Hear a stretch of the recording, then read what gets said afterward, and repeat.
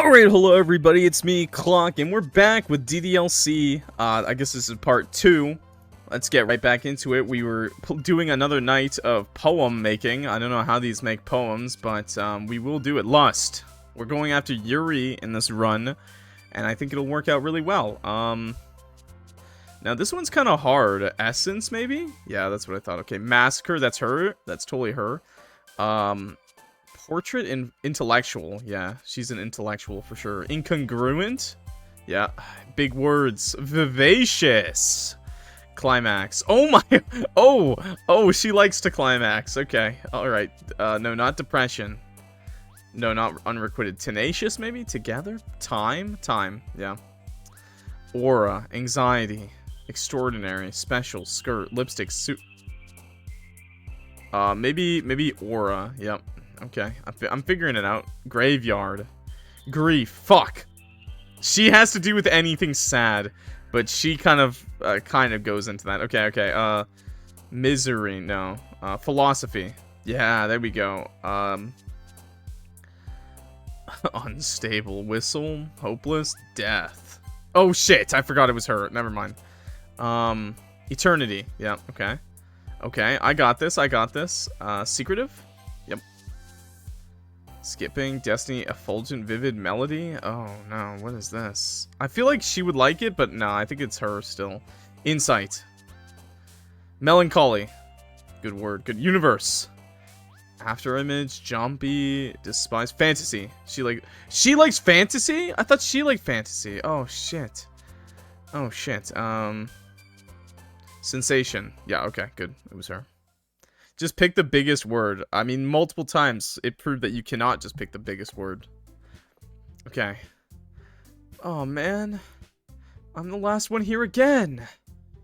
Don't worry, I just walked in too. Were you practicing piano again? Yeah. You must have a lot of determination. Starting this club and now picking up piano? Well, maybe not determination, but I guess passion. Remember that the club wouldn't be here if it wasn't for all of you. And I'm super happy that you're all willing to help out at the festival too. I can't wait for the festival. It's gonna be great. I thought you were complaining about it last time we talked. Weren't you complaining about it just yesterday, Natsuki? Yeah. Well, yeah. I'm not talking about our part of the festival, but it's a whole day of school we get to play and eat all kinds of delicious food. You sound a bit like Sayori all of a sudden. Monica, do they usually have fried squid? Squid? That's a pretty specific thing to look forward to. Oh, come on! Are you saying you don't like squid? You of all people? I didn't say I don't like it. Besides, what do you mean by you of all people? Yeah, what are you trying to say? She's into tentacles? What? Because it's right in your name. Monica. That's not how you say my name at all. Also, that joke makes no sense in translation. What? What? Never mind. Monica? Let's just focus on our own event for now, okay? Wow, breaking the fourth wall already, dude. Game developers out here. Ika means squid. Does it? No, it doesn't. It doesn't make any sense in translation. She just said that. God, even the developer disagrees. Fine. Your reactions aren't as fun as Yuri's or Sayori's anyway. Hi, Emmycraft. Excuse me. Where is Sayori anyway? Oh, there you are. Sayori is sitting at a desk in the corner of the room looking down at nothing. I walk over to her. Hey, Sayori. Yeah, thanks, Beanslug. I wave my hand in front of her face. Wake up time. You're spacing out again. Sorry. Don't mind me. You can go talk to everyone else. Huh? Is everything alright? Of course. Why wouldn't it be? It just feels like you're a little off. Sorry for assuming things. Jeez, you worry too much about me. I'm fine, see? Sayori shows me a big smile. Don't let me distract you from having fun with everyone else. Well, alright. If you say so. I worriedly glanced at Sayori before turning back towards everyone else. But the conversation was already dispersed, with everyone back at their usual activities. Maybe I should ask Monica if she's noticed anything about Sayori recently. Since they've been preparing for the festival, they must be spending a lot of time together. I timidly approach Monica, who is shuffling through some papers at her desk. Clock, what's up? Hey, this might sound a little strange, but... have you noticed anything up with Sayori recently? Anything up with her? In what way do you mean? Maybe I'm reading into it a little too much, but she seems a little bit downcast today. Oh, you think so? I can't say I've noticed anything about her. Monica peers across the room at Sayori, who is idly dragging a rubber eraser up and down her desk. Maybe there's something on her mind. But I'm surprised I'm not the one asking you, Clock. You certainly know her a lot better than I do. Yeah, but she's never really like this. She always talked to me about things that bothered her. But this time when I asked her, she was really dismissive. Sorry, I know it's not your problem. I just wanted to ask if you knew anything, so I'll drop it now. No. It's important to me too. I mean, I'm also friends with her. And I also care about the well-being of my club members, you know? Maybe I'll try talking to her myself. Eh? Are you sure about that? She seemed like she wanted to be left alone. Are you sure? Maybe she just has a hard time bringing it up with the person of interest. Person of interest? What do you mean by that? I'm saying that maybe the thing on her mind is you, Clock. Me? How on earth would you come to that conclusion? Yeah, I was nice to her. Well, I mean, to be fair, she did the last time I talked to her, I'm pretty sure she asked me if I would always walk home with her, or if some other girl asked, I would go with them, and I immediately said another girl. I immediately said I'd walk home with another girl immediately. That might have upset her. I probably shouldn't say too much, but Sayori talks about you more than anything else, you know? Eh? She's been so much happier ever since you've joined the club. It's like an extra light was turned on inside of her. What? No way. Sayori is always like that. She's always been full of sunshine. It's not any different now than it always has been. You're so funny, Clock. Have you thought that maybe you've always seen her as so cheerful? Because that's just how she is when she's around you? I said too much. I'm sorry. What do I know anyway?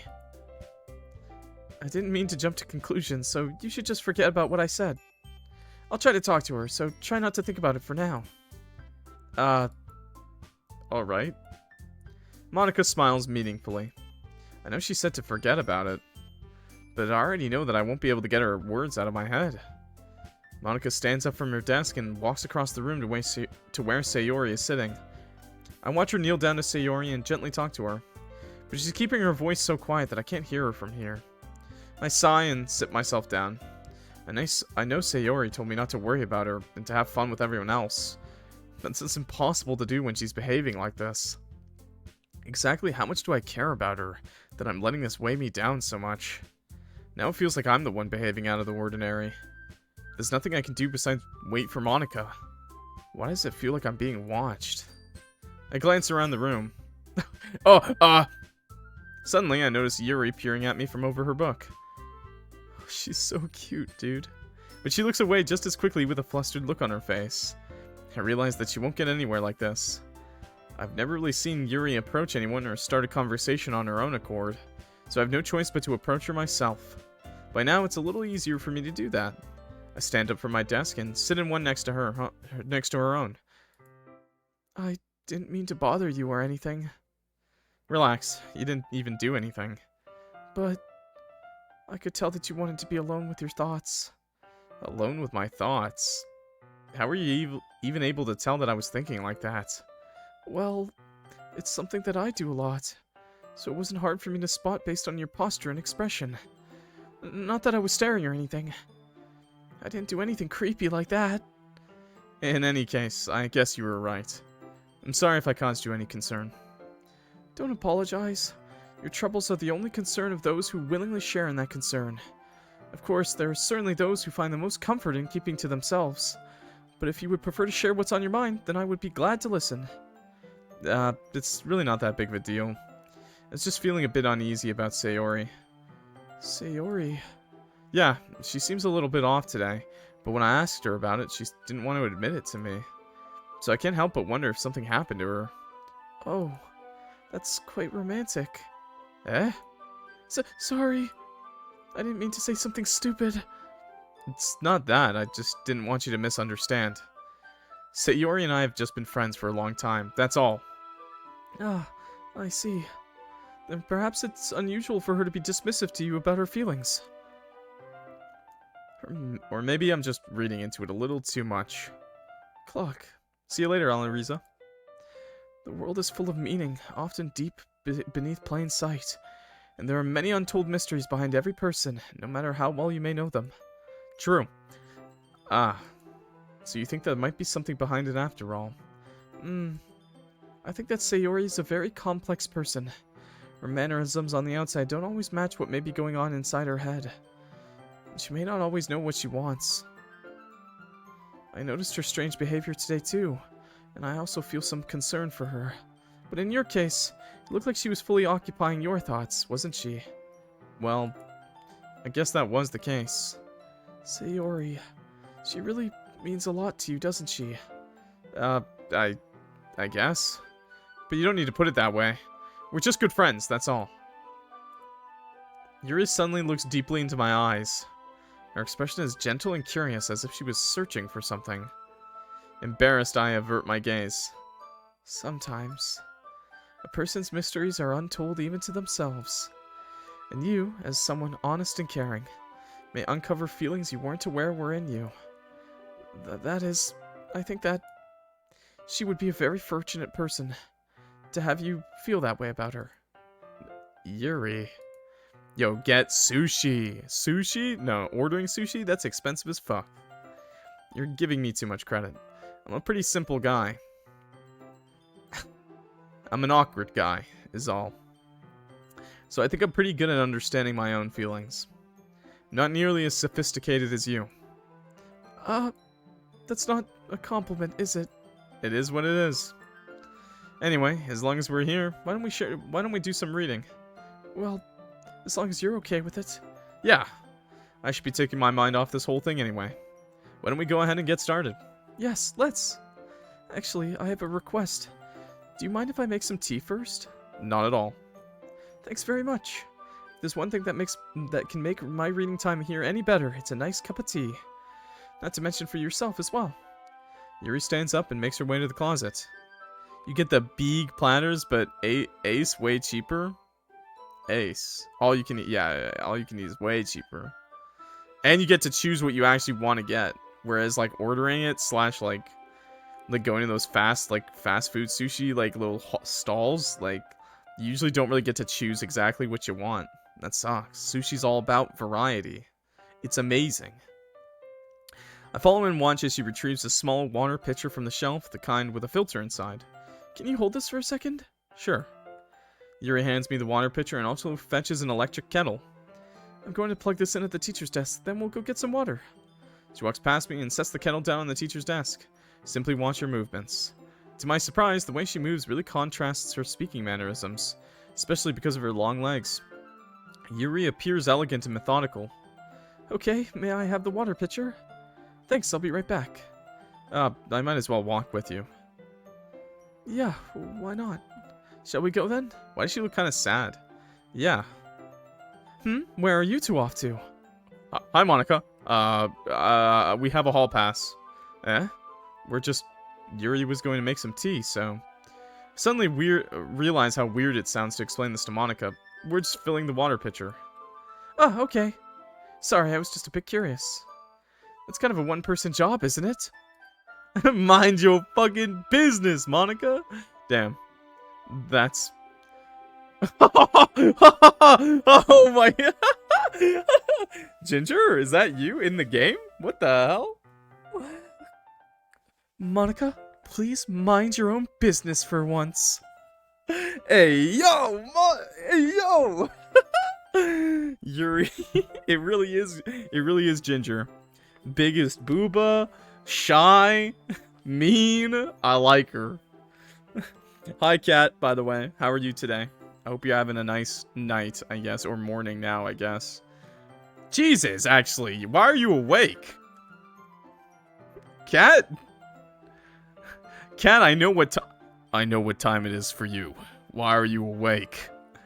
Aren't you normally asleep at this time? Or do you want me to tell me there's something wrong with helping involve clock in club activities? My mouth gapes. I suppose there's nothing wrong with that. Then let's go, Clock. Yuri quickly exits the room and I follow. Yo, she's locking me down, dude. She is putting up that fence around me. She has claimed me. I'm your good little boy. Once in the hallway, she suddenly puts her forehead against the wall. Yeah, she's getting the leash ready. I spoke without thinking. How could I say something like that? Yuri. Something about the way she said that made me feel so irritated. What's wrong with me? No, Yuri. I think you did the right thing. I wasn't expecting it, but it's also not right for Monica to judge people like that. Clock. How come even when I do something bad, you're being nice to me?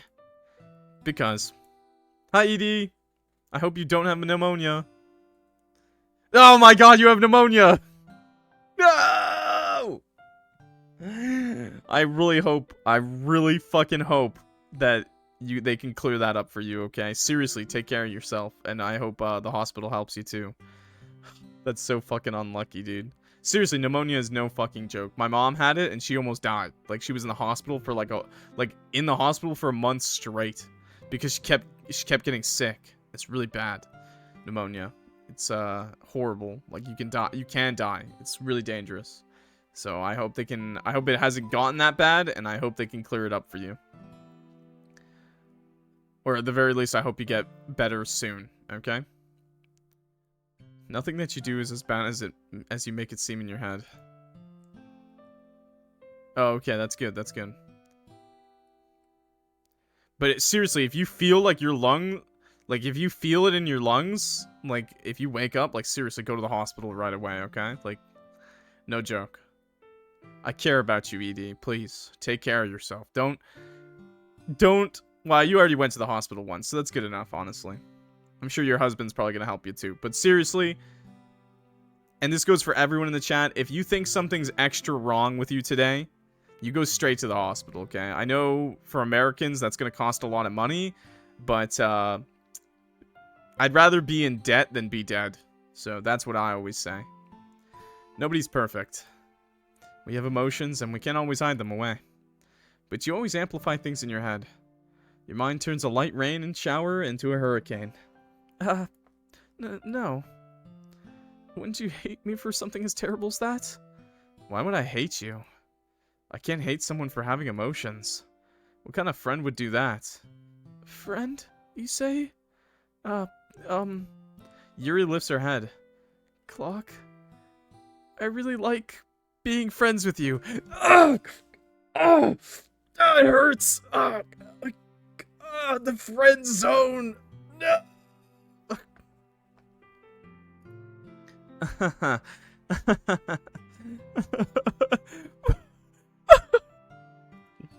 Thanks, Yuri.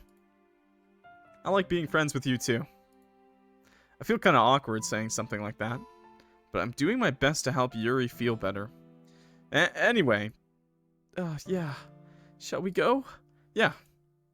Yuri and I walk to the nearest water fountain. Once we fill up the water pitcher, we return to the classroom. Clock, do you like oolong tea? Yeah. Anything is fine. Very well. Yuri sets the temperature on the kettle to 200 degrees. Now it's time to get the teapot. You really do this properly, don't you? Of course. I shouldn't do any less when I'm making tea for others. Even if I'm not an expert on tea or anything. Hoo-hoo. In that case, you'll only be even more impressed. Ah, perhaps I will. Excuse me.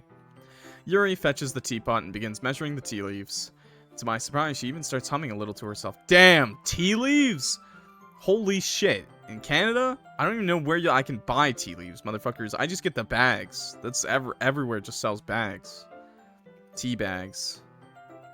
It's a buy a tea bag world or get tea bagged kind of world, okay, chat? You must be in a good mood now. Is that so? I was letting it show. There are kettles with temperature settings. There are better temperature settings. Yeah, there are better kettles. Different types of kettle. Like, there's different types of tea that you don't wanna cook as hot because it'll burn the tea. But that's advanced tea. That's advanced teology, and I don't think you're quite ready for that, chat. And you noticed, I was doing a bit of thinking. And I decided that I would try expressing myself a little bit more. Turns out it's not very hard for me to do. When it's you who's around anyway. Ah. That's great, Yuri. Just don't push yourself too much. You're always worrying about me, Clock. It's very endearing. Yuri wasn't kidding. I don't even know if I can keep up with this. I watch Yuri pour a cup of tea for each of us. Clock, I have another request. Please don't teabag me and then sniff of me, ED. I'm supposed to do that to you. Do you mind if we sit on the floor today? Why is that? It's a little bit easier on my back. I can read with my back against the wall, rather than bending over at my desk. Ah, sorry, I didn't realize. No worries. I just have back pain fairly regularly, so I do my best to manage it. Wow, it really is Ginger. Is that so? I wonder why that is. Yeah! I wonder why she has back pain. Huh. Weird one. It's most likely because my your posture, right? Yeah, you're slouching. Always hunched over like that while reading. Yes! I have terrible reading posture. So that's why we shouldn't sit on the floor. Yeah, from her terrible posture, guys. I was pointing at, I was literally doing this. Her back, see? Right there, I'm showing it right now, her back. She stands like an idiot. Look at this, ass out every day of her goddamn life. Like, look at, wait, fair enough. Oh, can I not hide this? Can I not hide the HUD? I guess I can't. Damn. Got scoliosis. I'll go ahead and get the book. I retrieved the book from my bag. Ah, I have some chocolate as well. It's a bag of small chocolate candies that I kept hidden from Sayori's candy radar. I take it since it'll go well with the tea. Yuri and I then sit against the wall, teacups at our sides. As if in sync, we assume the same reading position as last time, each holding one half of the book. Except this time, our bodies are even closer together. I can't see too well. Yuri slides closer until our shoulders are touching. Oh. How am I supposed to focus on reading like this? Yuri was always kind of cute, but when she's being less apprehensive, it's almost more than I can handle. Your teacup. Yuri hands me my teacup.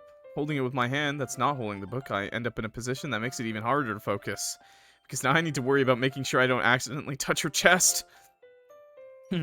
Meanwhile, Yuri hasn't noticed a single thing.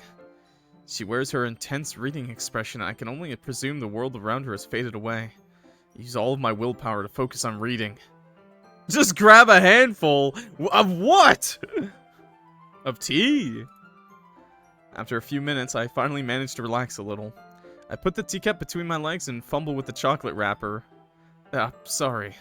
I briefly let go of the book to finish opening the wrapper. You can have as much as you want. That's okay. I won't take any. Are you sure? Well, if I touch it, then it might get smudges on the pages. You're right. I didn't even think about that. My bad. No need to apologize. I'll hold the book, okay? Are you sure? Of course. Then I can feed you the chocolates. It's perfect. Teamwork. Yuri opens the book with both hands. She holds it so that I don't have any harder of a time reading it. But as a result, her left arm is practically resting on top of my leg. She's really pretty here. What the hell? Wait, she actually has a nose this time, chat. Dude, it's crazy how much cuter she got with the nose. Oh my god. What can I say? I like the sniffer. Yeah, her hair is really pretty. I thought her eyes were really pretty, honestly, but her nose was really cute. But the hair is really pretty as well, don't you worry. Nose reveal. Oh my god, we got a nose reveal. Well, in that case, Yuri's already totally focused on reading again. I take a chocolate candy and pop it into my mouth. Then I take another chocolate, and I hold it up to Yuri. She doesn't even look away from the book. She simply parts her lips as if this situation was completely natural. But that means I can't stop here. I apprehensively place the chocolate in her mouth. Oh, she's so cute. What the hell? Just like that, Yuri closes her lips over it. What? Bane Slug? What are you, looking for a Voldemort woman? What? Excuse me? Bro, I know the perfect girl for you. It's Voldemort. It's Voldemort, bro. Yuri's expression suddenly breaks. Did I just... Yuri looks at me like she needs to confirm what just happened. Clock? Sorry. I guess I shouldn't have done that. That's... Well, you were just helping. That's something that friends do. Right? Yeah. I mean... Not really in this kind of context, but... I mean, yes, exactly this kind of context. What the hell? Yeah. Dude, I've literally, with my best bro, fed him chips before. Literally straight into his mouth. Oh, yeah. Oh, get that honka away. That's all it was. Yeah. Then, you don't need to stop or anything. I see. Situation has gotten really tense. Yuri tries to return to the book, but I can tell just by her expression that even she can't focus now. My heart is pounding. One time, I fed bro a dinosaur chicken nugget. I fucking shoved it into his mouth. We were at a camping public party, and we made dino nuggies, and I shoved that nuggie into his mouth. Oh yeah, he liked it. I nervously take another chocolate between my fingers, but this time Yuri's eyes meets mine. No, it's so cute. How did he even come to this? Yuri doesn't avert her gaze. I notice her chest rising and falling to the rhythm of her breaths. I raise my arm. Like before, Yuri parts her lips. But it's different this time. I take the chocolate and place it in her mouth. I feel her hot breath on my fingers. Okay, everyone! Yuri jolts back. It's time to share poems! Clock, you can help Yuri put away the tea stuff, right? Not this bitch again. No. Yeah, of course. I mean, I like Monica a lot, so... Woman jump scare. Jesus Christ, I was having the moment of my life! Okay, thanks! The spell is abruptly broken. I'll take care of the cups. Yeah. Yuri picks up the teacups from the floor. I pick up the bag of chocolates. In the end, we hastily clean up without so much as a word between us. I get the feeling this is something neither of us will have the courage to bring up. Who should I show my poem to first? Yuri, obviously? The lesbian? Clock, your writing's only improved in these last few days. Every poem you've shown me has been nothing short of spectacular. I can really feel the emotions. I'm a little envious, even. I don't think it ever came to me this naturally. Really? I'm literally just clicking words on a page. Yuri, that's the wrong way to put it. This never did come naturally to me. But I've been able to improve so much thanks to you. You're really the example I was chasing after. Quite literally. Is that so? Yuri gently smiles to herself. This feeling. I'm so glad I got the chance to share my writing. I never thought it would feel like this. I remember you mentioning that yesterday. I can't believe that you're so good at something and you've never even shared it with anyone. It's kind of a shame. Maybe, but... It's not like I really had a choice. What do you mean? Well... Yuri smiles sadly. Clock, during lunchtime, I eat by myself. Did you know that? It's a great time to find a quiet spot and do some reading. In fact, I always have some books with me. Based? I used to do that too? You could say I really enjoy reading. Well, that's one way to put it anyway. But books are so full of amazing and inspiring people you want to fall in love with. Or people you just know would make a really good friend. Cheerful people who always put a smile on your face.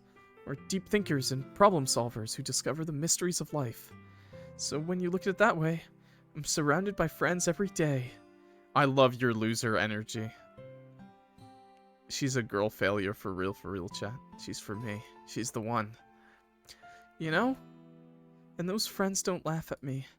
They don't tease me for spacing out all the time. They don't make fun of my body type. And they don't hate me for acting like a know-it-all. No, not like that. Not like that, Ginger. Well, looks like I'm sleeping on the couch, boys. People say that about you? I'm not a know-it-all, Clock. It's the opposite. I don't know anything. They don't make fun of me for my scoliosis. I don't know how to talk to people. I don't know how to make people see me as normal. I don't even know how to make myself happy. No. Excuse me, chat.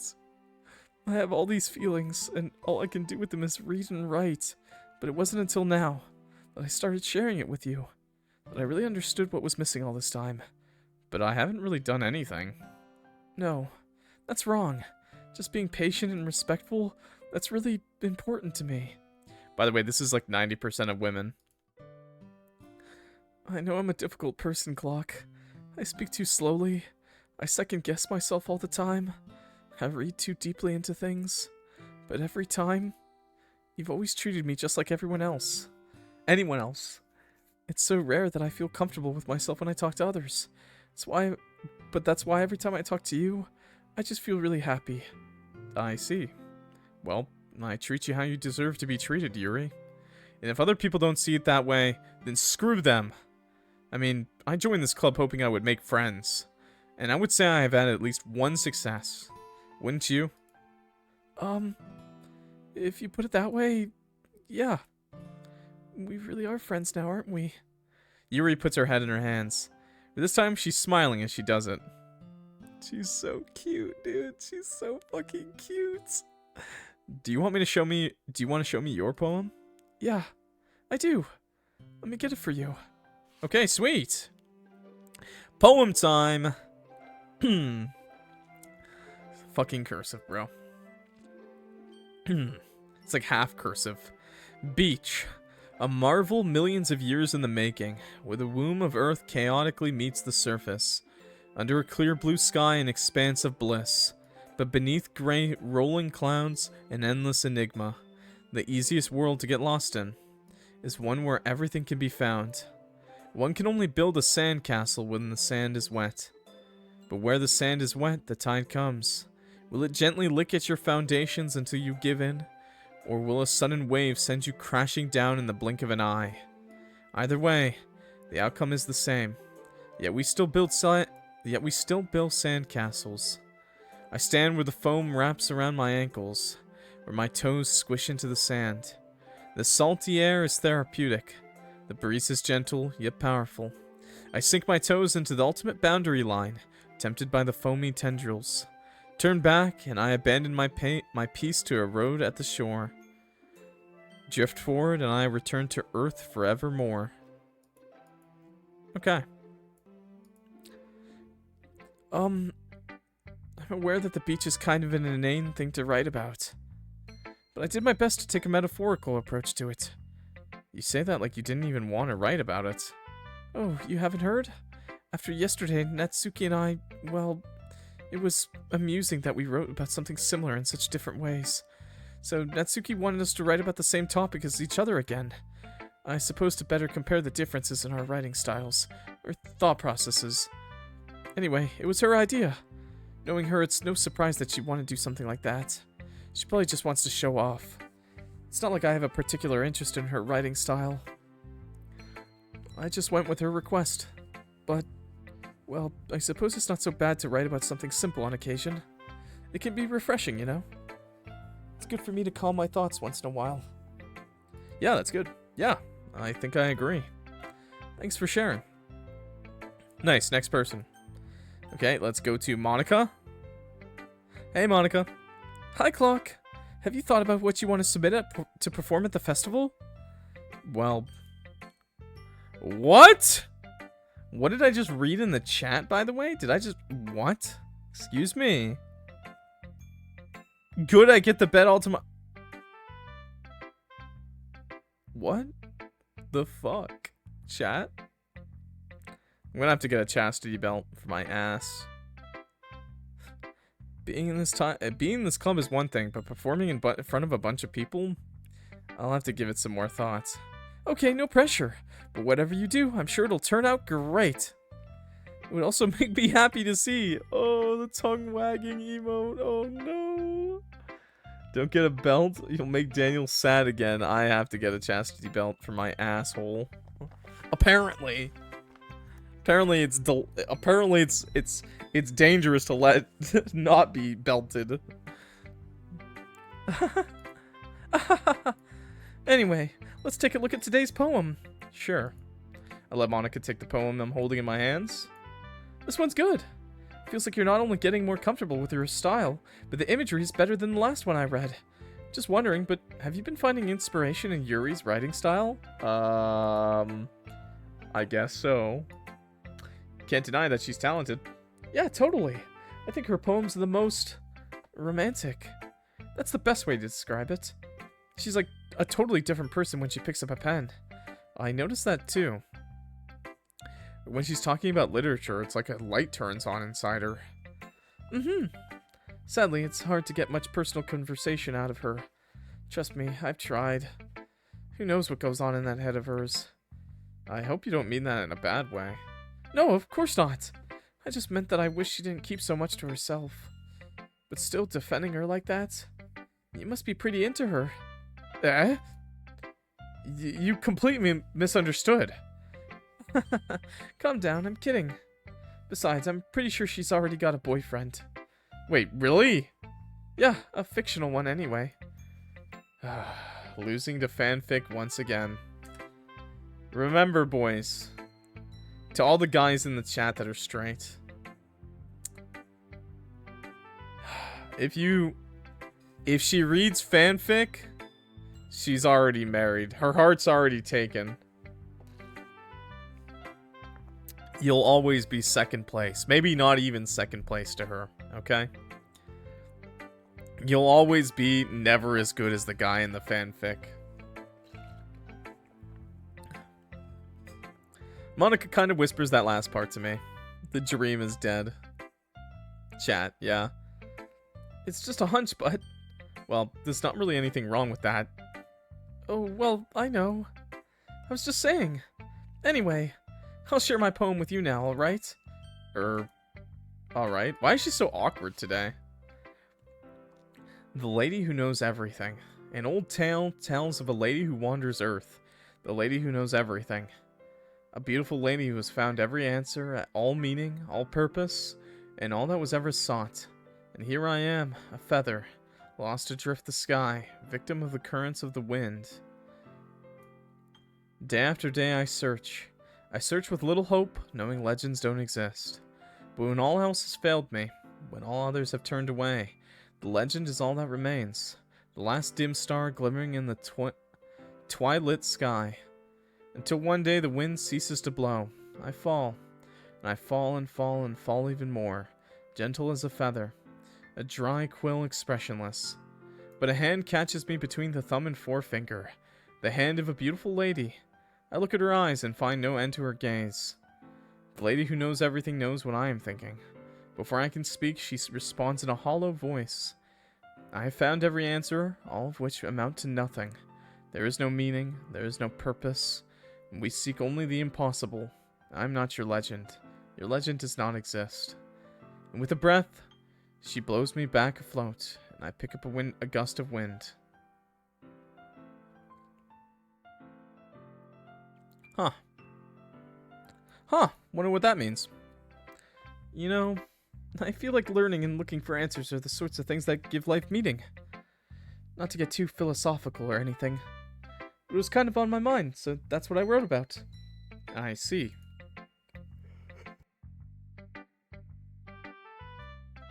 I never really put much thought into it. In a way, it's almost paradoxical. Because if we had all the answers, wouldn't the world start to lose its meaning? You know, there's one thing I noticed. It seems like everyone in the club prefers writing about things that are more sad than happy. Are you surprised? I mean, if everything was okay, we wouldn't really have anything to write about, would we? You're so fucking real for that, Monica. It's so fucking true. Humans aren't two-dimensional creatures. I think you know that better than anyone. You mean one-dimensional?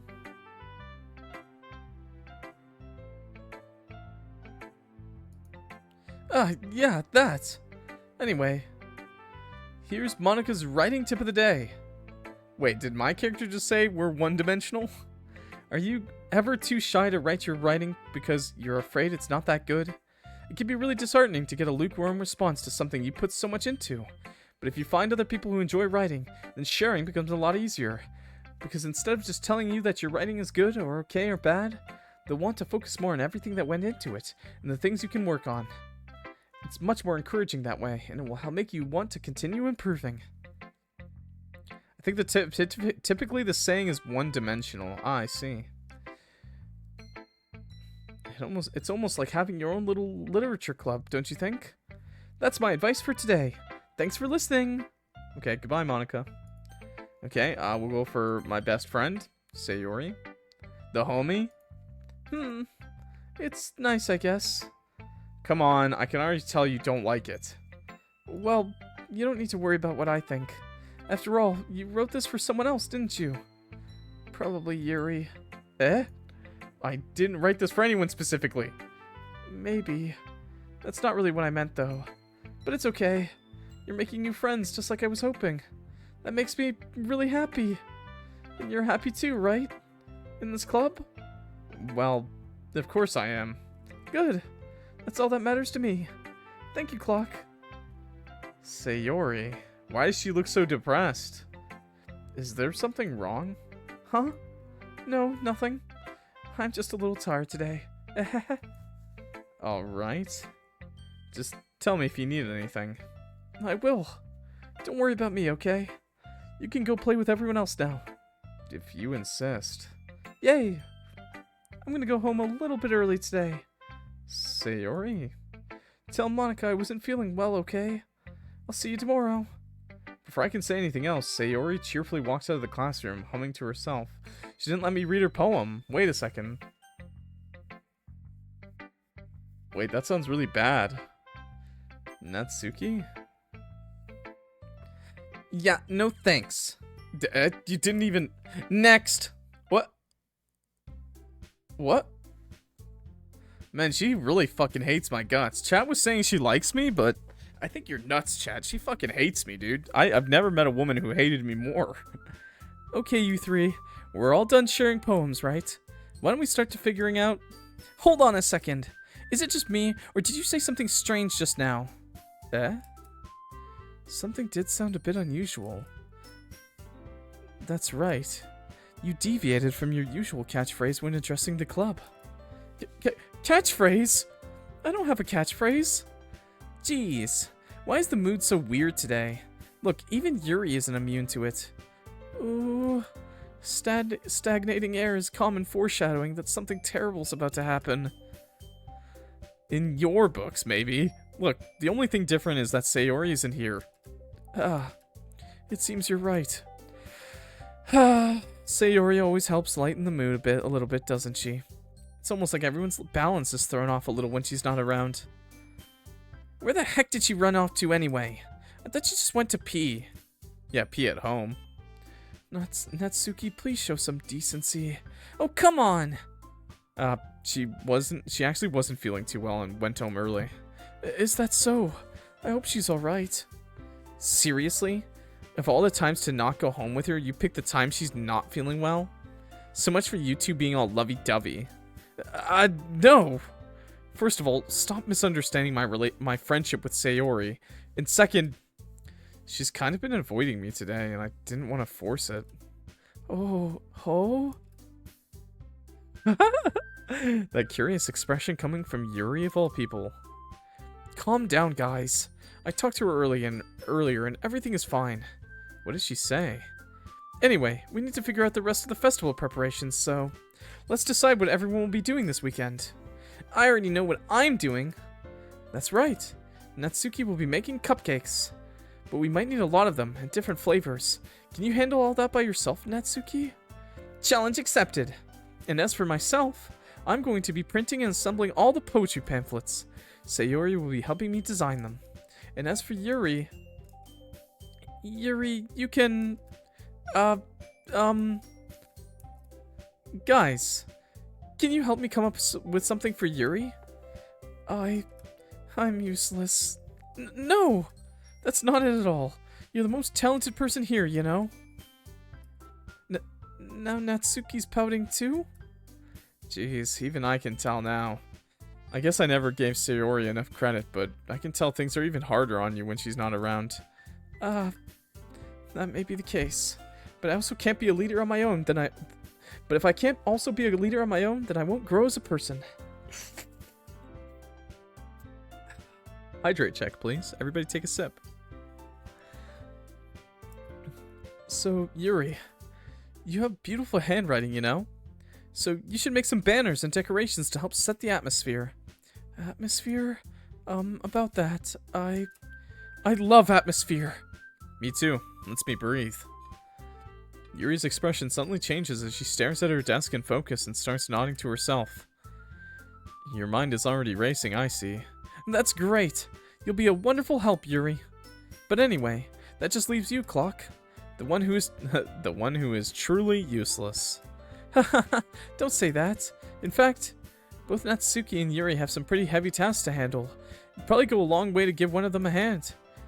You could always help me out as well. I would be really appreciative of that. Is Monica suggesting I spend the weekend with one of my club members? How on earth are they going to respond to a suggestion like that? I suppose I wouldn't mind a bit of help. Well, even if you don't know how to bake, there's always some dirty work I could give to you. It's not like Monica's going to give me a choice, and you shouldn't be sitting on your butt anyway. Natsuki tries to mumble a bunch of excuses like that. If I recall, Natsuki, you mentioned that you would like to handle the baking on your own? Clock may not like to be around if you only make him out to be a nuisance. So, therefore, he may be more suited to assisting with the decorations? Hold on, I never said that! How hard could it be to make a few decorations anyway? It sounds more like you're just making excuses for Clock to...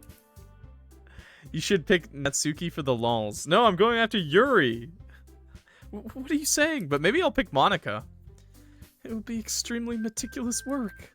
And baking isn't? Yeah, baking probably needs the most help, honestly. Just what do you think... Guys, let's settle down for a moment. In the end, I think it's up to Clock to decide how he'd like to contribute. Besides, he hasn't really gotten the chance to spend any time with me yet, you know? So I'm sure he's interested in... You literally just said... I'm surprised as well. Sorry. I was just saying, though. Jeez. Can we just settle this already? Yeah. Clock, you're okay with this, right? In the end, it's up to you. Of course. Very well. In that case... Everyone looks straight at me. But of course I'm going with Sayori. Wait a second, chat. Wait, actually. Chat. Sayori? What the hell would I pick her for? I'm kidding. We'll pick Yuri. Yo, can I get a stretch check? Cat Lily with the stretch?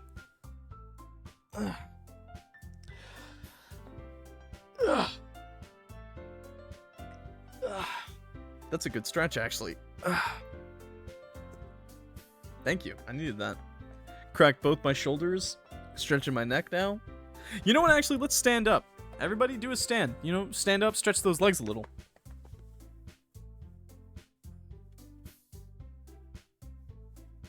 What did you say? Stretch your dongers. Yeah, if you got a donger, really stretch that out, okay? Really stretch that out. If you got a hole, well, stretch that out too, I guess. I don't know.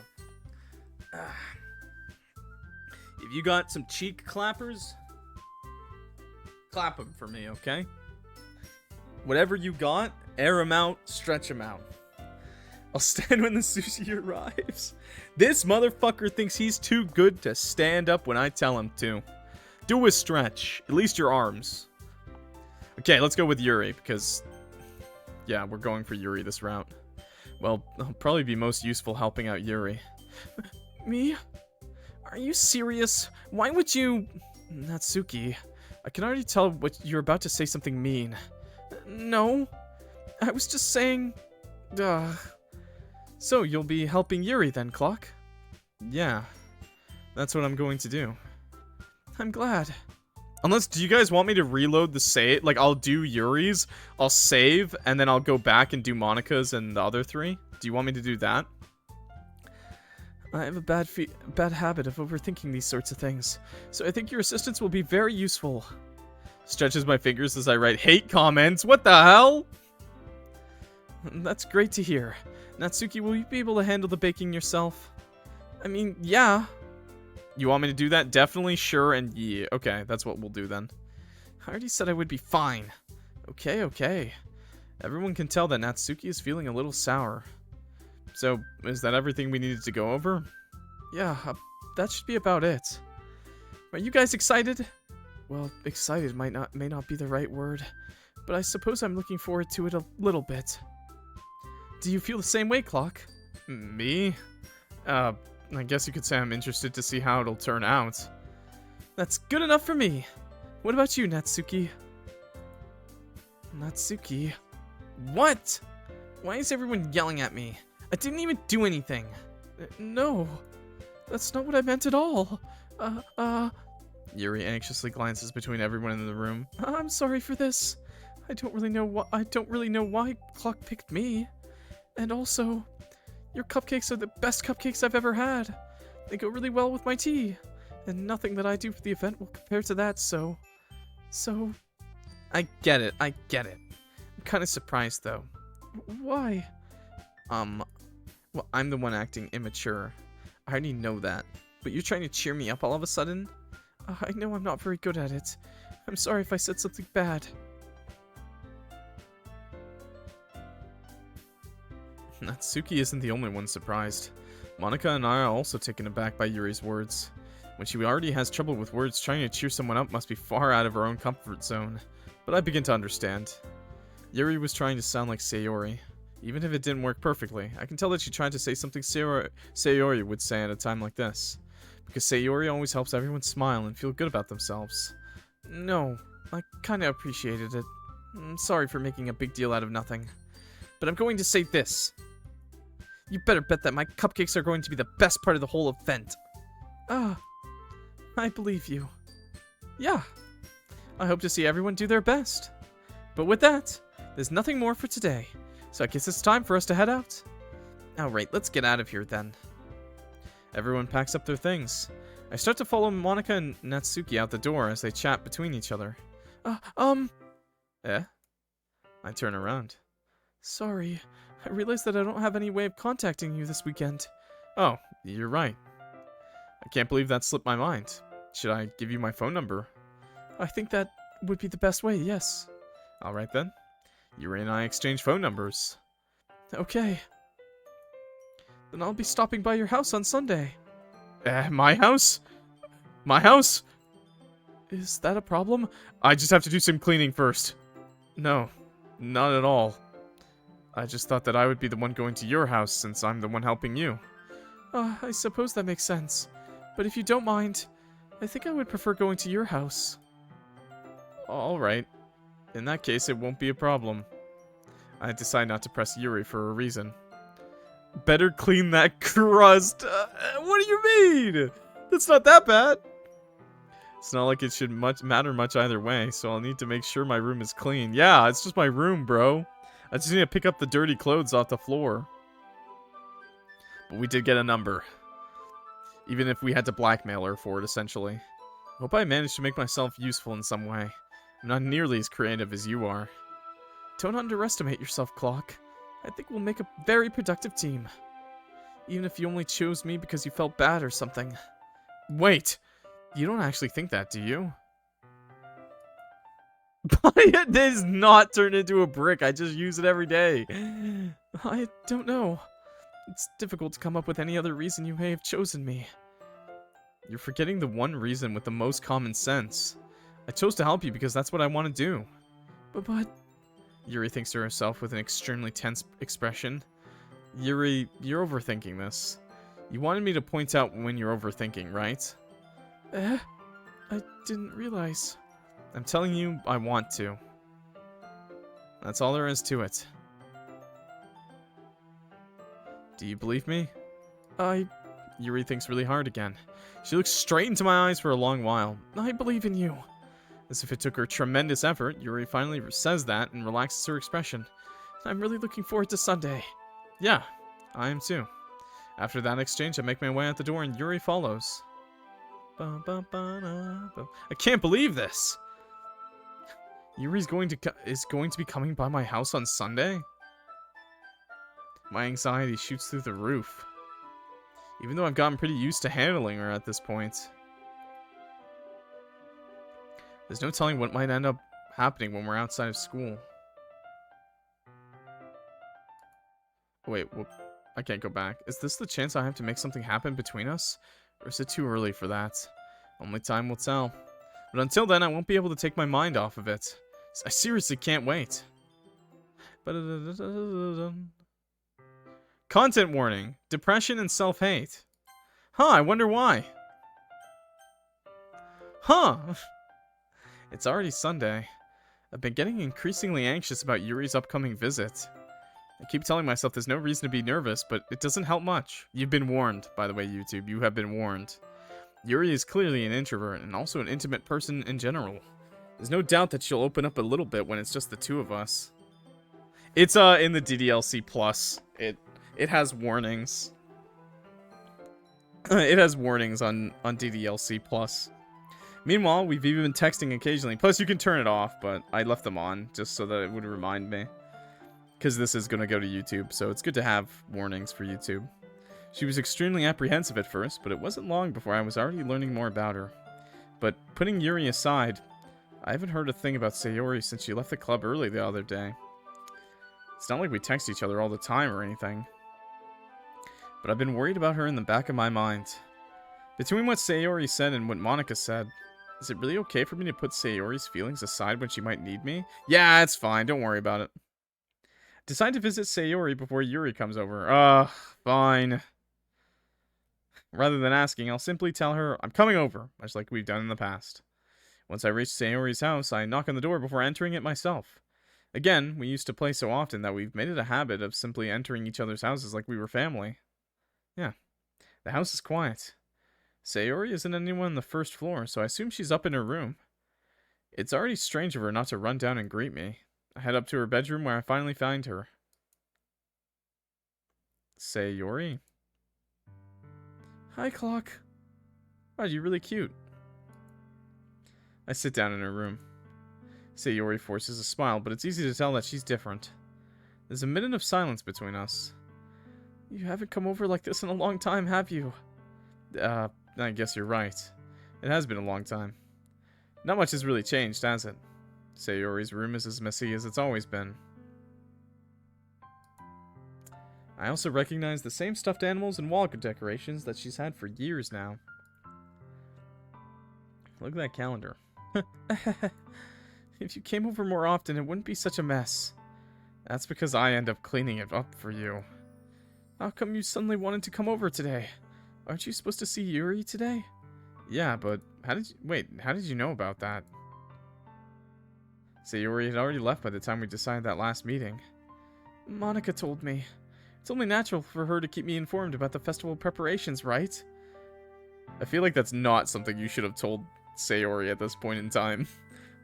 That's true. I mean, I don't know why. Actually, never mind. It's perfectly fine. We're just friends. What about you? Aren't you going to be helping Monica today? Of course. But I'm just helping her online. We didn't plan to meet up or anything. So it's just me and Yuri then. Yep. There's more silence between us. Sayori stares in a random direction. Everything about her behavior is really uncharacteristic. I finally get to the point. I just wanted to see how you were doing. After you left on Friday. When something's wrong, you can't hide it from me. I know you too well.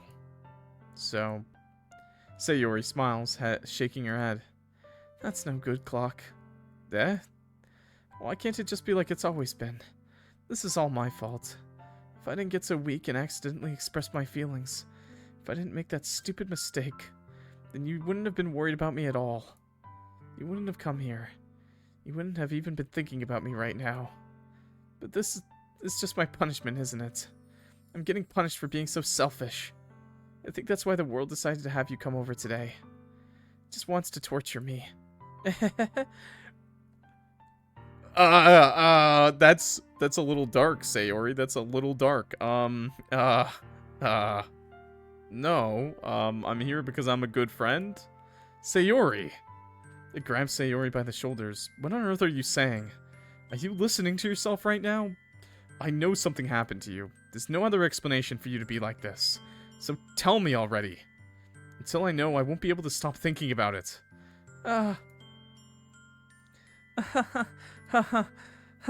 Sayori gives me an empty smile.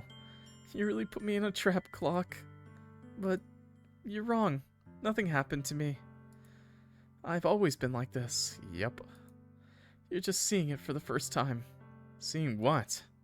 What are you talking about, Sayori? You're really just gonna make me say it, aren't you, Clock? Yep. I guess I have no choice this time. The thing is, I've had really bad depression my whole life. Did you know that? Why do you think I'm late to school every day? Because most days I can't even find a reason to get out of bed. What reason is there to do anything when I fully know how worthless I am? Why go to school? Why eat? Why make friends? Why make other people put their energy and caring to waste by having them spend it on me?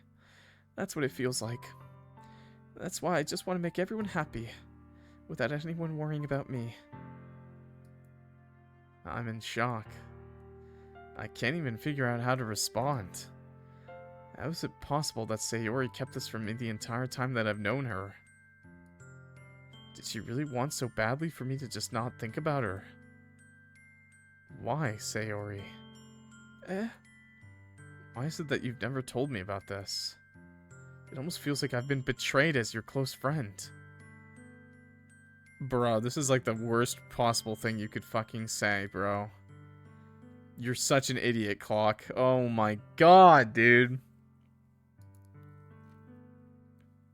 Because if I knew, I would have done everything I could to support you. Even if there's only so much that I could do.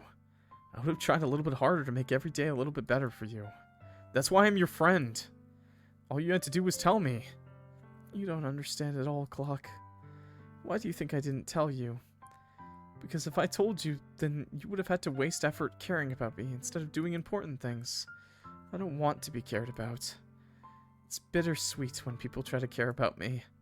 It feels nice sometimes, but it also feels like a bat being swung against my head. That's why I wanted so badly for you to make friends with everyone else. Helping everyone be happy together is the best thing for me. But then I discovered something else too. Seeing you make friends and get closer with everyone in the club, it feels like a spear going through my heart. So that's why I decided the world just wants to torture me. Every path leads to nothing but hurt. You're right that I don't understand. I do understand, but this idiot Clock does not understand. Oh my god, dude. I don't understand your feelings at all, Sayori. But I don't need to understand. Oh, you're an idiot. Whatever it takes for me to help you stop hurting, that's what I'll do. That's also not how it works, bro. No, Clock. There's nothing. Nothing at all. The only thing that could have helped is if everything could be like it always was. But I was selfish. I finally showed you what a horrible person I am. Tears streaked down Sayori's face. I made you join the literature club because I was selfish. And I was punished by my heart hurting in a way that I couldn't understand. Now you came here and I made you hurt too. I'm just weak and selfish. That's all I am. And that's why I'm going to accept these punishments. Because I deserve every last one. Without thinking, I once again grab Sayori's shoulders. This time I pull her into a tight embrace. Ah, Clock. Sayori, I don't care if you feel selfish. I'm really happy that you convinced me to join the club. Seeing you every day makes it worthwhile enough. If I make friends with everyone else, then that's just a bonus. But please, never underestimate how much I care about you. I wouldn't have it any other way. Clock. Sayori isn't hugging me back. Because it's empty. Despite my arms being wrapped around her, Sayori's arms remain under my sides. It's okay, it's for the plot. We will survive insensitive misunderstanding MC Clock. Oh no, it's so true though. She starts sobbing next to my ear. No, don't do this to me. Please don't do this. Clock, Sayori barely manages to speak between her sobs. I don't know if I'm doing the right thing. But all I want for her to know is that I care. I mean, at least he's got that heart. He's got the heart. If you have it in you to call yourself selfish, then you have to let me be selfish too. No matter what it takes, I'll figure out what needs to change. I'll make these feelings go away. And if there's anything you need me to do, then you'd better tell me. I'll get mad if you don't. I don't know. I don't know. I don't know. Gently, Sayori finally puts her arms around me in return. That was good. That was good. That was better. He's trying, yeah. I don't know anything. It's all really scary. I don't understand any of my feelings, Clock. The only time I'm not feeling nothing is when I'm feeling pain.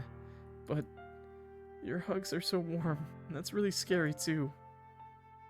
Sayori lets me go. As she does so, I let her go as well. The festival's tomorrow. Yeah. It's going to be fun, right? Yeah. How would you like me to spend it all with you? It's what I want. I promise. I think that would be nice then. Yeah. Sayori wipes her eyes. If I could spend the whole day here, I would. Of all days, this has to be the one where I have other plans. Maybe I should cancel. No, don't. Please don't. If you did that, then I really wouldn't forgive you.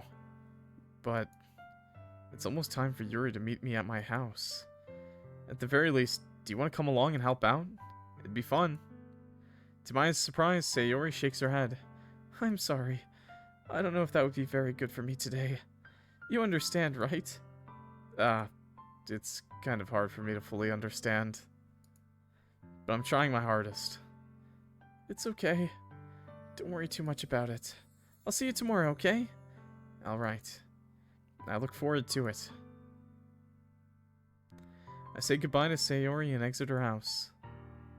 On the way home, I find myself feeling uneasy. But it's hard for me to keep thinking about it when Yuri is about to come over too. I think Sayori is right. I shouldn't be worrying too much, and we're definitely gonna have a great time tomorrow. Oh yeah, 100%. I should just focus on what's ahead of me. Yeah, it's gonna be fun. Yeah, it's fine. Yeah, that fixed everything. As I approach my house, I see something that makes me feel a moment of panic. Yuri? Oh my god, lesbians? Oh. Oh, it's just you. Hey. Thank goodness. You're a little early. I'm sorry, I wasn't home yet. Were you waiting for a long time? No, I just got here. But I started to get really nervous when nobody answered the doorbell. Just gotta look to the future. Yeah, exactly. Yeah, there's definitely a future. You could always... You always could have texted me. If I had known, I would have reassured you and heard more on my way home. I suppose that's true. I didn't think of that. For some reason. Should be common sense to do that, but I decided to ignore it. Anyway, let's go inside. I see you brought a lot of stuff with you. That's right. And did you manage to find everything I asked you to buy as well? Yeah, pretty much. At least, I hope I got everything right. I'm sure it will be fine. I take Yuri to my room. Wow! Dude, that's an awesome shelf that you have in your room. First thing she does is glance around curiously, which makes me feel anxious. Like, this is actually a sick-ass shelf, bro. It's a shelf, and it holds your entertainment system, and there's, like, a closet, like, two, like, closet things. It's so clean. I cleaned it before you came over, so... That's very considerate of you to do. No. I would be really embarrassed for my room to be a mess while you were here. Well, I do enjoy cleaning. I would have gladly helped you clean. That would be even more embarrassing. Wait, don't look in there! I snatched Yuri's wrist, which was in the process of opening a desk drawer of mine. I'm sorry. I wasn't thinking for some reason. I was just spacing out. It's fine. It's fine. There's nothing in that drawer, by the way. Nothing. Nothing at all. Definitely not my my pens. My pens are in that drawer. I let go of Yuri's wrist. She puts both of her hands firmly in her lap, as if making sure she's keeping track of them. Sayori, the hopeless romantic, is low-key my spirit animal. I really like Sayori, I'm not gonna lie. But maybe because Sayori was me. She puts both of her hands firmly in her lap, as if making sure she's keeping track of them. So, he's got that KY jelly in there. What do you mean, what's a KY jelly? Yeah, I don't know what that is either. Should we get started? Yes. I have a few things planned that you can help with. Decorations and other atmospheric enhancements. Atmospheric enhancements? You know, mood lighting, aromatherapy candles. What the fuck are we doing? Am I gonna give you a massage? Oh, wow. I didn't know you planned on taking it that far. Of course. I want to help take our guests to a faraway place. Although many will stop by just out of curiosity. It's and for cupcakes, I guess. I'm determined to provide an experience that will leave them wanting more. That's great. It's easy to forget that you're a pretty intense person. I also don't have any of that in my desk, I'd like you to know. Intense? I guess that's the best way to put it. Is that a bad thing? No, not at all. It's something that I like about you, actually. Is that so? That makes me feel relieved. And kind of happy. She's also really cute with that sweater on, by the way. I didn't mention anything, but... yeah. Yeah, no need to be anxious. You can relax a little. The turtleneck. She got a giraffe neck, this bitch. Look at this. Look at this giraffe neck, man. Relax. I brought some things for relaxation. I was gonna use them during the poetry event. Oh yeah? Like what? Sushi! Let's see. Yuri rummages through her bag. She pulls out a few candles and a wooden cylinder-shaped object that is not fitting up there. I did some shopping on the way here, so I happen to have these in my bag. I plan to cover the windows in black paper and use the candles to light the room. I think that would be amazing, don't you? Yeah, that would be really neat. What's that wooden thing, though?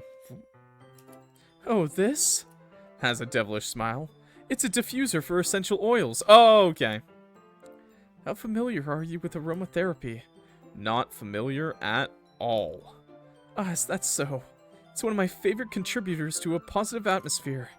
Depending on the oils or herbs you choose, you can choose the mood. You change the mood of the air itself. You can even feel it permeate through your body.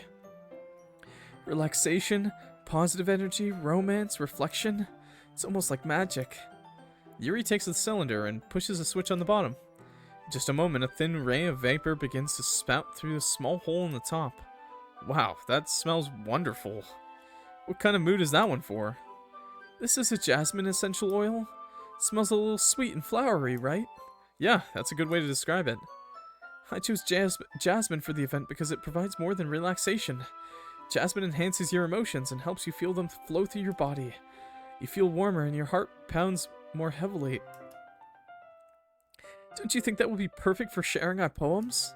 Hi, Mint! I wonder if Yuri's into seances and summoning rituals with the candles and stuff. That'd be so fucking based. Literally on my knees, begging. Yes, it's me. Hi, Mint. It does sound suitable. But you seem to know a lot about this, so I'll trust your opinion with anything. Yuri smiles gently, clearly enjoying herself. She again reaches into her bag and pulls out several spools of thin ribbon. What are those for? Well, did you purchase the origami paper I asked you to get? Yeah, I have it over here. We won't be using the paper for folding origami. What I'd like to do is write a different word on each paper. We'll need about 100 of them. Oh, yeah? What will those be used for? Well, I'm going to cut pieces of ribbon to hang from the doorway of the classroom. Then we can fasten the paper onto the ribbons to create a doorway curtain. Wouldn't that be beautiful? It would also catch the eye of those passing by the room. It may attract some to peek inside. That's really creative. I had no idea you'd be so good at this, Yuri. It's not 2 a.m.? Yeah, it's my morning day. Is that so? Well, I suppose I do get a little intense, as you'd put it. Yuri giggles with red cheeks. Is it just me, or is she more relaxed when it's just the two of us? We also just like rejected Sayori. We did not. We said what was there to reject? She didn't say anything. We're just besties. We're just besties, chat. We're gonna go back anyways. Or maybe it's the excitement she feels from sharing something that she enjoys. Here's a marker clock. You can write any characters you want. I'll help you once I finish cutting the ribbons. Ah, alright. Sitting on the floor together, the two of us get to work. I carefully draw a different character on each paper, doing my best to manage my bad handwriting. Yuri unravels a long strand of red ribbon to her desired length. Then she reaches into her bag once more and pulls out a pocket knife. Eh? The knife is strangely beautiful. The silver handle has an intricate pattern of waves etched into it. The blade itself is gently tinted blue. We friend-zoned her. Proper version of events. Yeah, I mean, we were already friends. I don't know what you mean by friend-zoned. She didn't say anything weird. It's not like she told me she liked me or anything, and I didn't like her either. Chat, we're just friends. I've said it multiple times in the game. She calls me her friend. That's no ordinary pocket knife. It looks really fancy. Well... Embarrassed, Yuri looks away. What is it? You're going to think it's weird. Yuri, whatever it is, I have no reason to judge. Teach their own, you know? If you promise you won't be weirded out. Yeah, I promise. Alright. The thing is, I'm kind of into knives. They're just so pretty. I can't help it. I don't know what it is. The combination of craftsmanship and feeling of danger, maybe? Oh, what am I saying? Please don't think I'm weird for this. That's badass. You're laughing at me. Wait, guys, he can't get any hints from girls? What the hell are you trying to say? No, I'm not laughing at you. It's just funny how nervous you got about sharing. Knives are cool AF? Yeah, knives are pretty cool. But swords are better. Swords. Yes! Yes! Need me a woman with swords. Well, it's an interesting thing to be into, I guess. Like sword, badass! But I think it kind of suits you. Suits you? Suits me? Yeah, it's kind of intense. Not too big. That's the way I like it.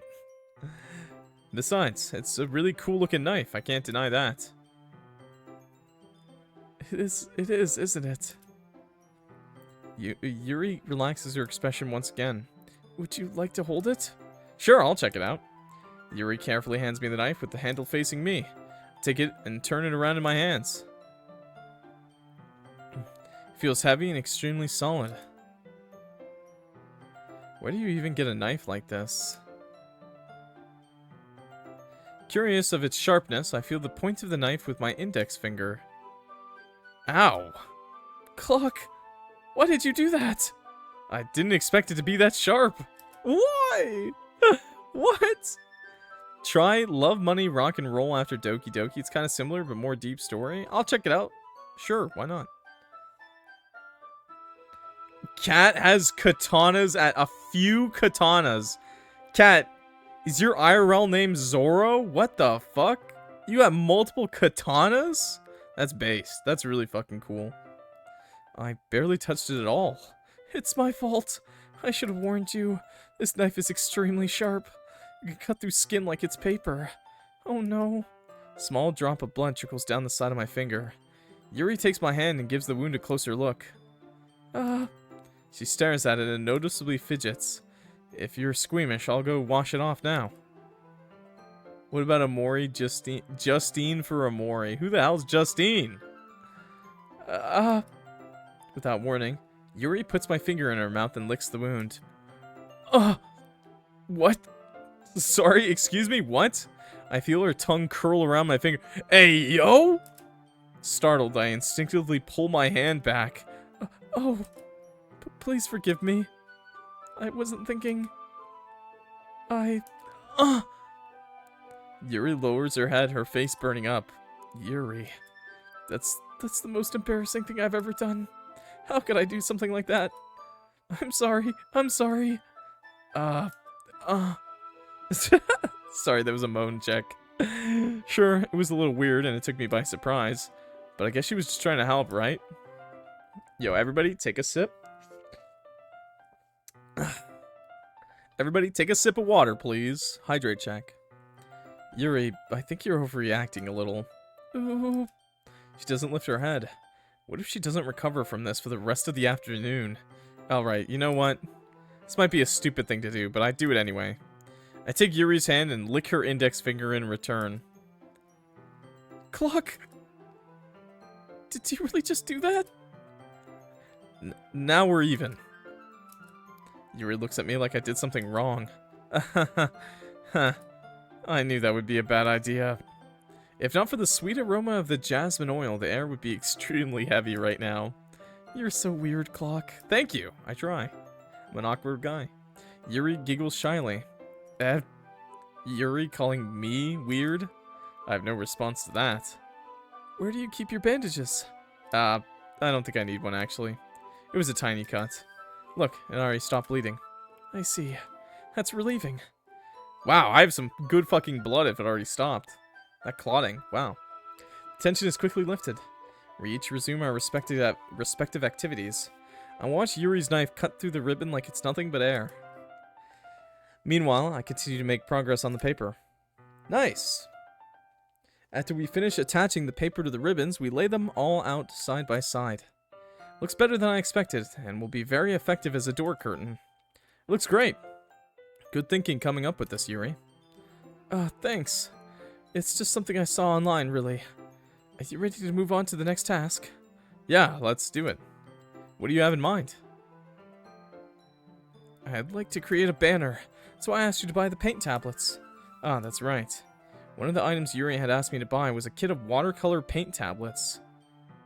We'll need about 6 cups of water to put each of the tablets in. Do you mind fetching those for us? Of course not. 6 cups of water.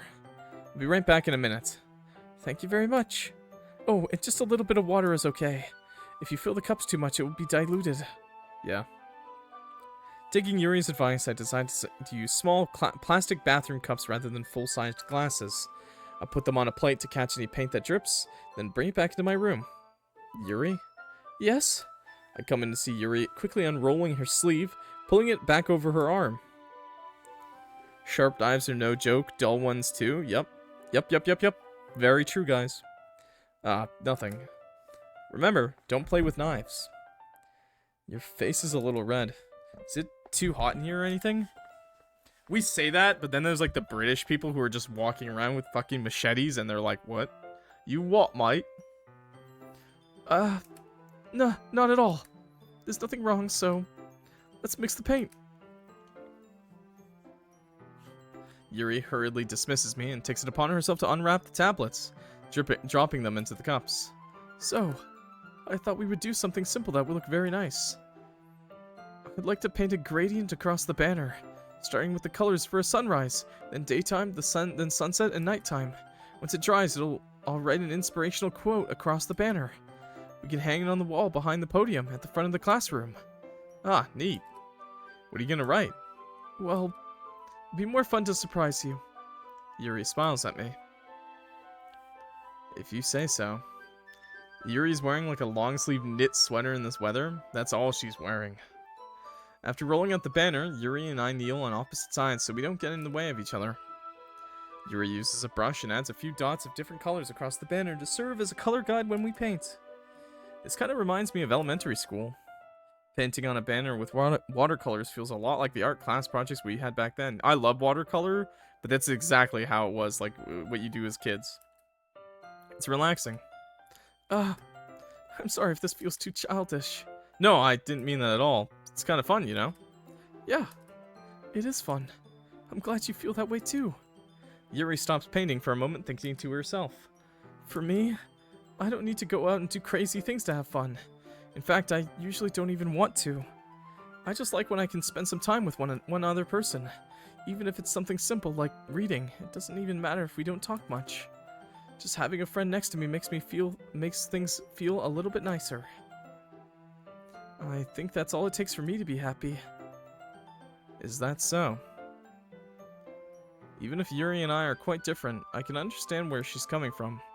I feel that way about some things like anime and games, where simply sharing the experience with someone can make me happy. So true. I think I feel the same way. Yuri just smiles gently. I knew you'd understand. Yuri leans over the banner to grab an unused paintbrush, but I move at the same time, causing my head to bump into hers. Yeah! Sorry. Yuri reels back, and I quickly lift my hands in surprise. Are you hurt? No, I'm not hurt. It just startled me, that's all. Sorry, I should have asked you to get it for me. It's not your fault. Ah, your face. It's ugly. There are droplets of paint on Yuri's face and neck. Is there something on my face? Yeah, I accidentally got some paint on you. Sorry, it's totally my fault. I'll get a towel right away. I rush out and fetch a small towel, then I dampen it with hot water. Return to my room and kneel back in front of her. Oh! She's so pretty. Here. I pat down Yuri's face and neck with the towel. Ah! Is something wrong? It's hot. I just didn't expect it. Sorry. I know Cat Lily would be slurping on that fucking towel. Hot water? Sicko. Goddamn sicko. Hot water enjoyer. Blech. I didn't want to use cold water. Having finished, I start to retract my hand. She has a nose! Nose reveal again! But Yuri suddenly holds my wrist. Wait. Eh? Just for a little longer. It feels really nice. I keep my hand still against Yuri's neck. She looks into my eyes. It's an intense expression that I recognize from when she reads her books. I think you can press H to get rid of UI. Not sure if it fully works. I did try H, but it just doesn't work. I could check... settings... like, it doesn't have, I might have to go to the main menu. Here, let me try. Okay, saved? Save. Okay, main menu. Yes. Settings. No, there's still no... is there an about? There is no about. There's no about, unfortunately. So I can't even check to see what the stuff. Ah, fuck. Nah, I'm just gonna keep going. Feels bad, man. Almost as if she's lost in a daze, enveloped by her own thoughts. She breathes gently, half through slightly parted lips. What is happening? Yeah, I'm clicking outside the text box. What, you want me to click in there? Is it the aroma of the jasmine oil giving me this feeling? Yuri's gentle fingers wrapped around my wrist, sending a tingling sensation through my arm. And suddenly, her face seems to be much closer to mine than it was just a moment ago. I feel like it's a Doki Doki Literature Club Plus problem, hiding the UI. Because I would love to show the full screenshot, but it's just not working. I don't know. I guess I could Google it.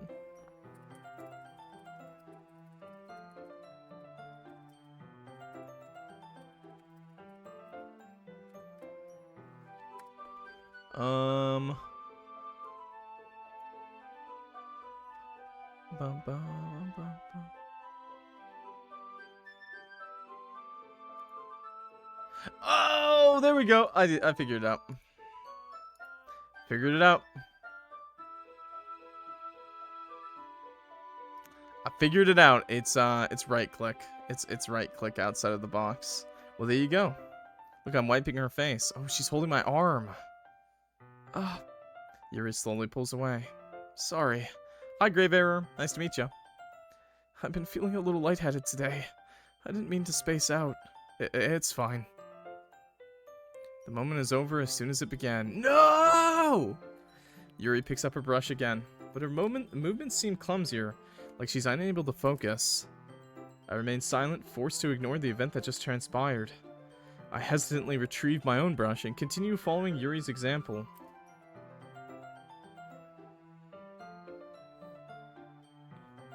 That should do it.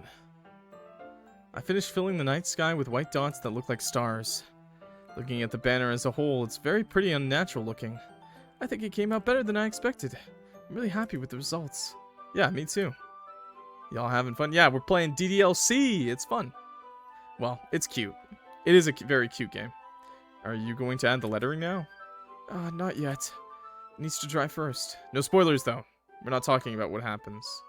For the people who haven't seen it yet. And that's true, but won't that take a while?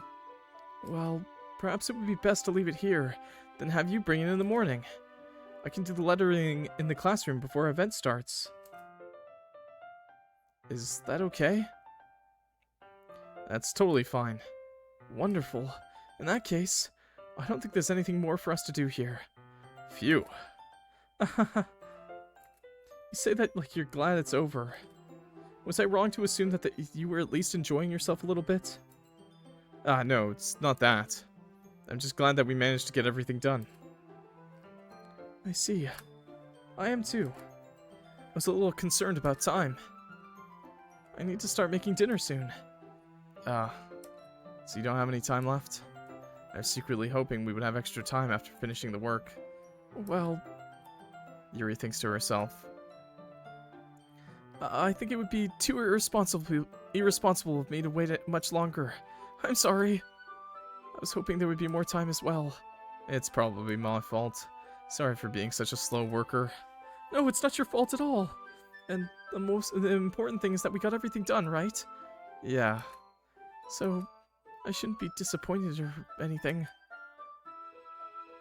Gathering all her things, Yuri seems to look a little downcast. I understand why. Sounds like she rarely gets the opportunity to spend time with friends in a relaxed environment. But that doesn't mean this is the last time it can happen. No! Once Yuri packs up, I walk her out the front door. Thank you very much for having me today. No problem. I'm glad I was able to help. Just let me know if there's anything else you need me to bring tomorrow. I will. Well then, Yuri fidgets. I guess I'll see you tomorrow. Wait. I kind of say that without thinking. About today. It's fine that we didn't have as much time as we wanted, because we can do this again. Whenever you want, you can come over, or we can go out somewhere. I forgot you don't like going out much. As I stumble over my words, Yuri simply smiles bashfully. Anyway, you should have just asked her out on another date. Don't say, like, come over anytime you want. That's weird. Say, like, we should hang out again next weekend. What are we gonna do? Let's watch a movie or something. I don't know. You know what I'm trying to say, so... You're very thoughtful, Clock. Yuri takes a step closer to me, then briefly squeezes my hand. I kind of like that about you. Ayo? Ayo? Well... How else am I supposed to respond to that? But I don't even get a chance to as Yuri suddenly pulls back. Sayori? Yeah? Hi, Clock. Sayori! Just now, we weren't... It's okay, Clock. I just stopped by to say hi. Well, it's nice to see you. Why'd the music stop? I'm sorry, but I'm already on my way to leave. Aw, really? That's too bad. I'm sorry. But we'll all be together at the festival tomorrow, so that's fine, right? Of course. Sayori beams.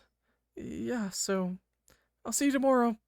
Clearly embarrassed, Yuri hurries off. Sayori waves goodbye after. Sayori, I thought you didn't want to come over today. Well, I tried staying in my room, but my imagination was being really mean to me, so I had to come here and see it for myself. See what? What are you talking about? You know, how much fun you were having with Yuri, and how close you got to her. It makes me really happy that you've made such good friends. That's all that matters to me. Tears start to fall down Sayori's face. That's all that matters to me. Why am I feeling this way, Clock? I'm supposed to be happy for you. Why does it feel like my heart is splitting in half? It hurts so much. Everything hurts so much. This would be so much better if I could just disappear. She has tears. Yeah, it's fucking sad, dude. Oh no. Sayori, don't say that. It's true, Clock. If I wasn't here, then you wouldn't have to waste your sympathy on me. You wouldn't have to put up with me being selfish. Monica was right. I should just... Monica? Monica was right about what? Sayori? What I said before is true. I'm not going to let this continue. Caring about you like this isn't the burden your mind is making it out to be. It's something that makes me happy. Something that I wouldn't trade for anything else. So even if it takes an entire lifetime, I'm going to be by your side until you don't feel any more pain. Brother, I don't know what to tell you, bro, but that sounds like that you're literally telling her life will be hell then. Because you're not interested in her and she's not interested in you, apparently. Yeah, 100%. But... Sayori looks away. I put a hand on her shoulder to reassure her. I'm scared, Clock. I'm really scared. What are you scared of, Sayori? I'm scared that I might like you more than you like me. Sayori? It's true, isn't it? I was weak and started to like you too much. I did this to myself. Clock, I like you so much that I want to die. That's how I feel. And... That's enough, Sayori. I don't want you to hurt anymore. I slide my hand down Sayori's arm and squeeze her hand in my own. Do you remember how I said I always know what's best for you? It sounded like he proposed to her. He essentially said, I don't think you love me, but I'll spend every day with you, not loving you that way. Which I feel like after what you just said is kind of hellish. I don't know about you, chat, but if you love someone and they basically said, I want to be your friend forever and see you every day, that's probably torturous for the heart. Do you still believe me? Wordlessly, Sayori nods. Even if you don't understand all of your own feelings, I know what you need the most right now. And that's why I'm going to give to you. Hey, yo.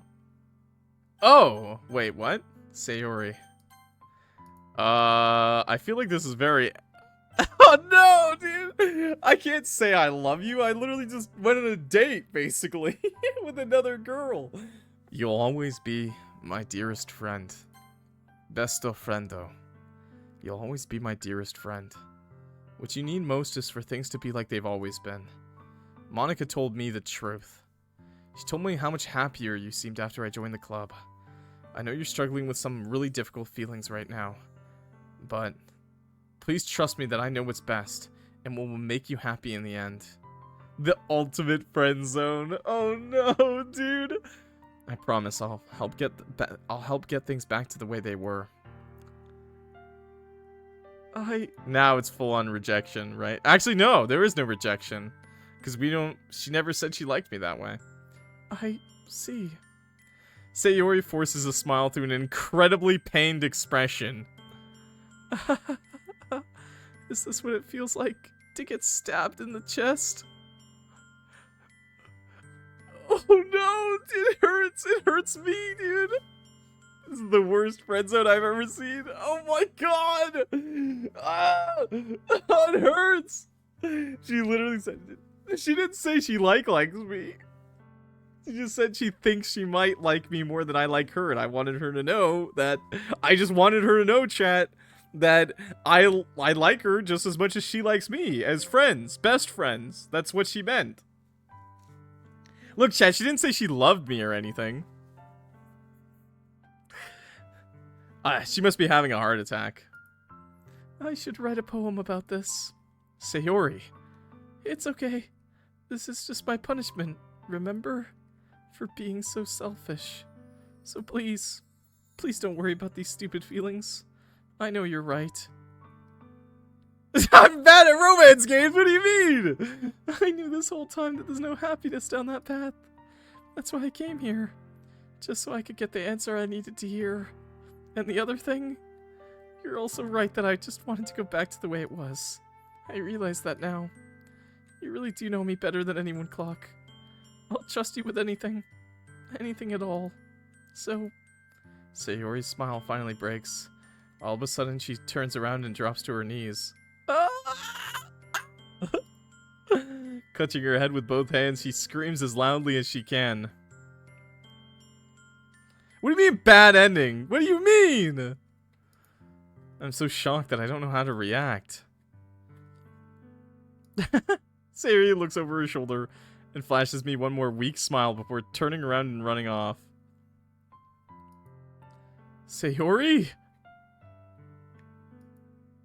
I'm left helplessly standing in the front of my house. Why am I feeling so horrible about this? We just told her we're best friends. There's nothing more that I could have done. Yeah, literally nothing.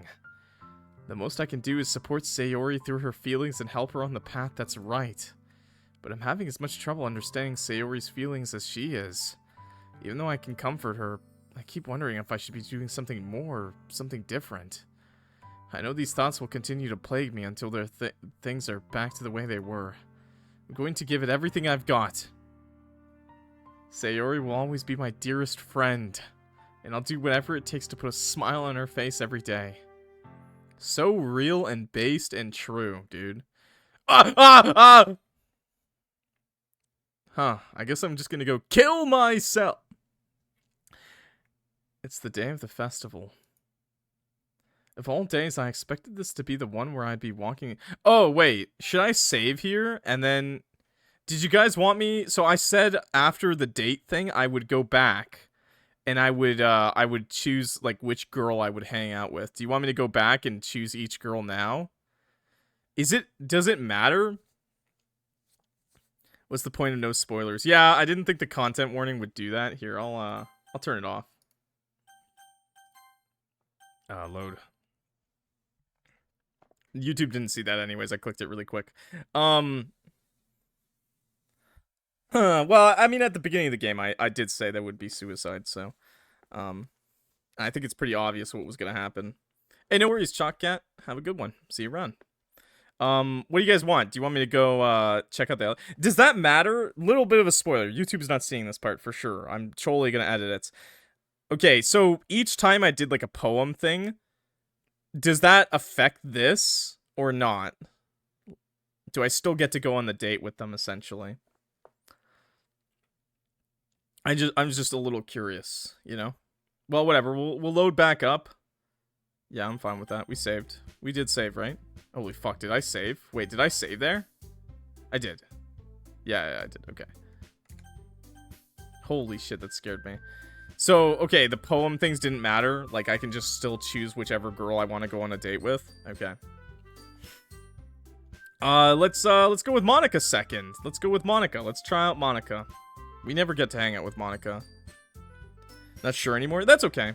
Well, I guess I should probably be helping Monica. Yay, you picked me! Hold on 1 second. Yeah! Monica, you're the one who needs the least help out of all of us. But... I agree with Natsuki. Not only is your work almost already most suitable for one person, but you already have Sayori as well. But Clock was the one who... that doesn't matter. You were the one who scared him into picking you in the first place. You're the club president, Monica. You're supposed to make responsible decisions for the club. Oh, so the poems don't, they don't affect who likes you more? Okay, okay. Monica, you shouldn't let any ulterior motives interfere with this decision. Ulterior motives? What are you saying, Yuri? In fact, it sounds like you guys are the ones with ulterior motives. Excuse me? Otherwise, this wouldn't have been made into such a big deal in the first place. That's completely false, Monica. Yeah, we have a lot of work to do, you know. We won't do as good of a job if you make us work alone. Maybe that's true. Think of the club, Monica. If we want our event to succeed, then we need to appropriately distribute our resources. You can still spend the weekend with whoever. Okay, awesome, awesome. I guess maybe we'll go... I don't know how many endings there are, so... But we'll go for Yuri first. And then maybe we'll replay with the skip button. So are you going to do the right thing, President? Okay, okay. I get it. It's technically most logical for Clock to help one of you two, so I guess that's what we'll do. Do you have a preference, Clock? I actually wanted to see Monica. I didn't think that would happen. That was kind of funny. Wow, they legitimately just fought over me and won. Damn, I really wanted to see Monica, honestly. Natsuki. I second Natsuki. Who the hell said Natsuki besides you? What do you mean second Natsuki? No one said it, but... Oh, petition to not hang out with Natsuki? Mint said to not hang out with Natsuki. Oh, so you're seconding not. Okay, Sayori it is then. Oh, oops, lol.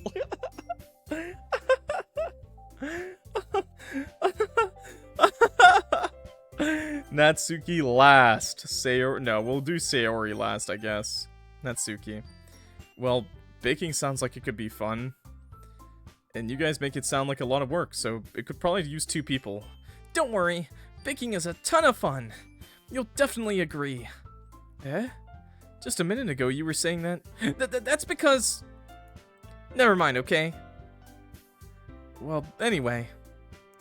You'll be fine by yourself, right, Yuri? We'll pick Sayori last, okay? We'll come back to Sayori. You'll be fine by yourself, right, Yuri? Of course. She's annoying AF. I hope not. She hates my guts, so... I'm used to it after all. Oh, that was sad. That's good. Even though Yuri is being melodramatic, it's a little hard to not feel bad. So that's everything, right? Anything else we need to talk about? No, I think that's it. Are you guys excited? Yes!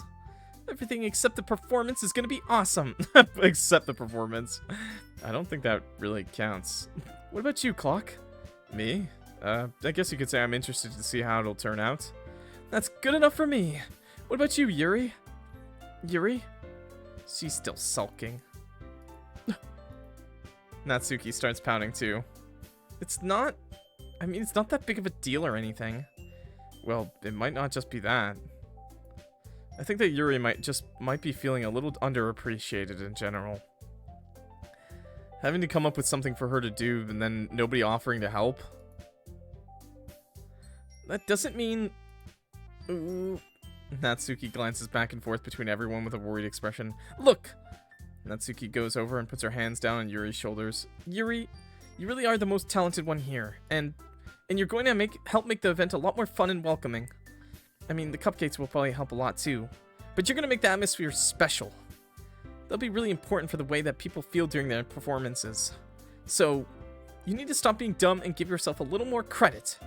Also, for this game, Clock is a 16-year-old boy, or I don't know how old they are, but Clock is a 16-year-old boy for this game, okay? He is just a goober, a silly goober. Natsuki releases her hands and turns around to face the other direction. You didn't really mean that, did you? Not really, but Yuri isn't the only one surprised. Monica and I are also taken aback by Natsuki's words. Natsuki, of all people, to be saying such encouraging things. I said goober, not goblin, but thank you. Oh wait, no, short stack goblin lolly. I do not see how she's a goblin. But I begin to understand. Also, Yuri's the one for me. Yuri's for me! Natsuki was trying to sound like Sayori. The wiki says they're all 18? Damn.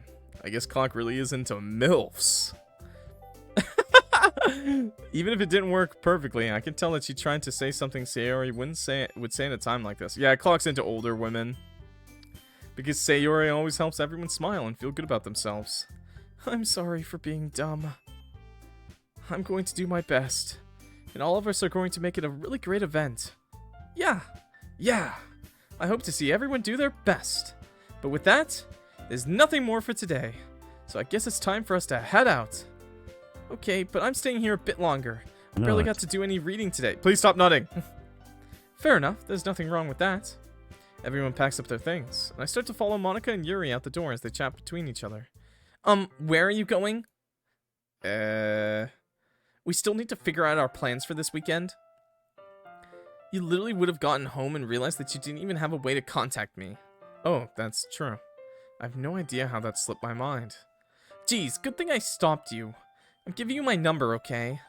You better not make it weird or anything. Why would I do that? Natsuki gives me her number. Nice! Dick pic. Okay, I'm coming over on Sunday. I'll bring all the ingredients. Wait, you're coming to my house? Well, yeah. What's wrong with that? I mean, I just figured that since I'm the one helping, I would be going to your house. Yeah, right. Like I could have a guy over at my house. My dad would kill me. Really? That's kind of strict if you ask me. Yeah, how do you think I feel? I can't do anything when my dad is home. Anyways, I just need to complain for a second. We have each other's numbers now. That's all I needed from you. Oh, that was kind of a weird thing to say. I guess I'll text you when I'm coming over. Alright, fine by me. Yeah. I'm really gonna show you why I love baking so much. So you better look forward to it. Oh? Didn't you say you were just going to give me the dirty work? Well, I was just saying that. It's not like I could act like in front of everyone that I was looking forward to this. Wait, really? Well, kind of. Just because I never got to bake with someone else before. That's all it is, so... Alright, I get it. Sorry for overreacting. Anyway, I'll be heading out now. See you on Sunday. Never mind. Damn. Okay, I can skip. It's Sunday! I've been getting increasingly anxious about Natsuki's upcoming visit. I keep telling myself there's no reason to be nervous, but it doesn't help much. I wonder if she'll act any different when it's just the two of us. Meanwhile, she's been texting me a lot. We sent each other one after exchanging numbers to double check, but it turned into a conversation. She's almost a completely different personality on the phone, using tons of emoji and cute language. She also really likes complaining about things, but I kind of saw that one coming. But putting Natsuki aside... Okay, then we're gonna skip Sayori. We're gonna skip Sayori's bit. Yeah, sorry, Sayori. Ooh, awkward. What was that? What was that all about? What happened there, chat?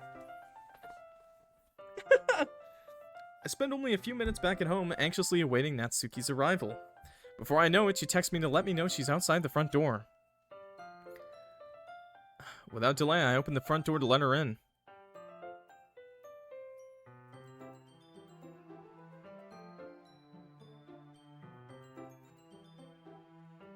Wait, dude, you took almost 200 pictures of an event, and I don't know if I had the settings on raw. What? What? What? Why would you date those girls when you could date yourself? Seth's... Okay, you need to die. Without delay, I open the front door to let her in. I like women, and I'm not a woman. Sup? Wow, wait, but her outfit is actually really fucking cute here. I'm not gonna lie. Wow, like... I kind of like her a lot now. Hey. You know, if she wasn't, like, the size of a tiny child. But she's cute. I mean, if she was, like, a normal height, this is fine. Raw is a file type, uncompressed clock.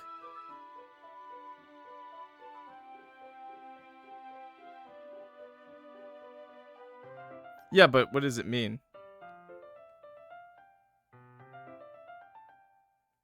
But who took 200 pictures of an event? Clock, they are planning to make self-assessed clock with your gender brand. What? What are you talking about?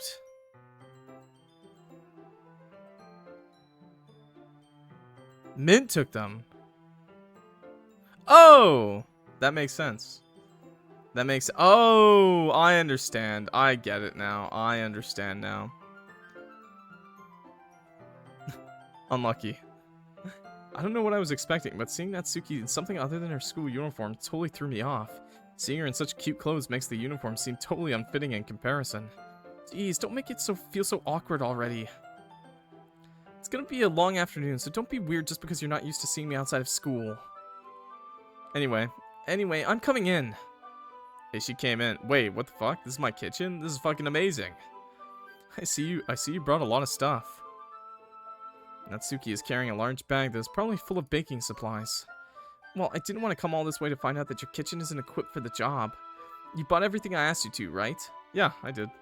Yesterday, Natsuki asked me to buy a bunch of ingredients if I didn't already have them at home. Good. I'm glad I could count on you to do your part. Well, of course.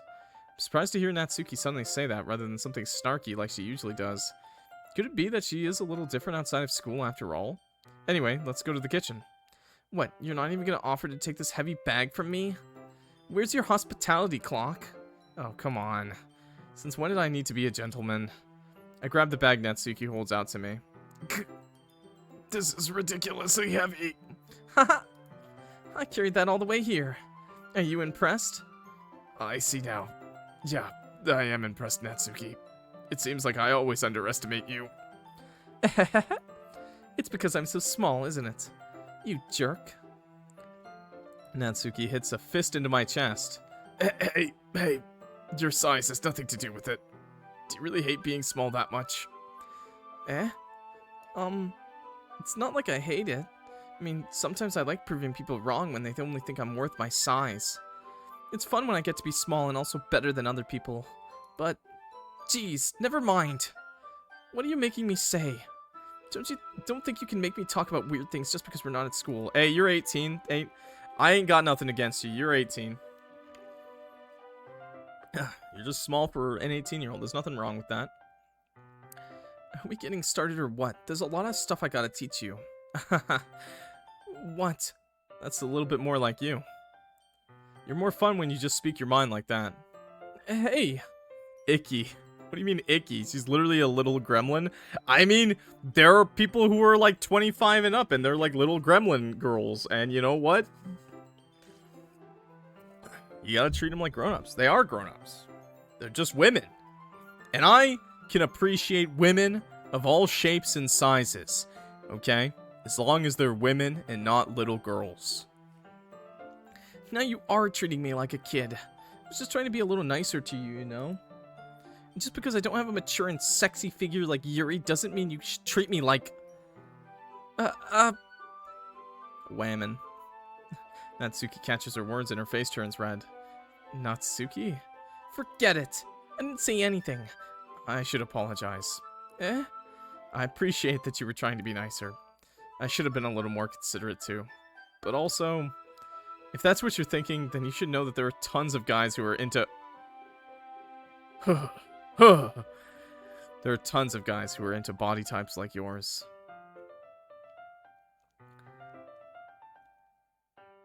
I don't like the way he said that. I don't think he...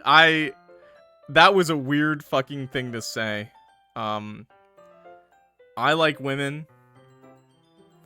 It's not exactly... I like women of all shapes and sizes. It's not exactly something I'm... It's not exactly a body shape I'm looking for. I feel like that's the thing, is if that's your type, and that's all you're looking for, maybe there's a problem. Maybe you need to go to jail. Personality, that's how you... True, I was talking about it last night. It's all about personality, baby. How would you know that anyway? Just trust me on this one. Gross. Hey! Was that to me? Who else? Man.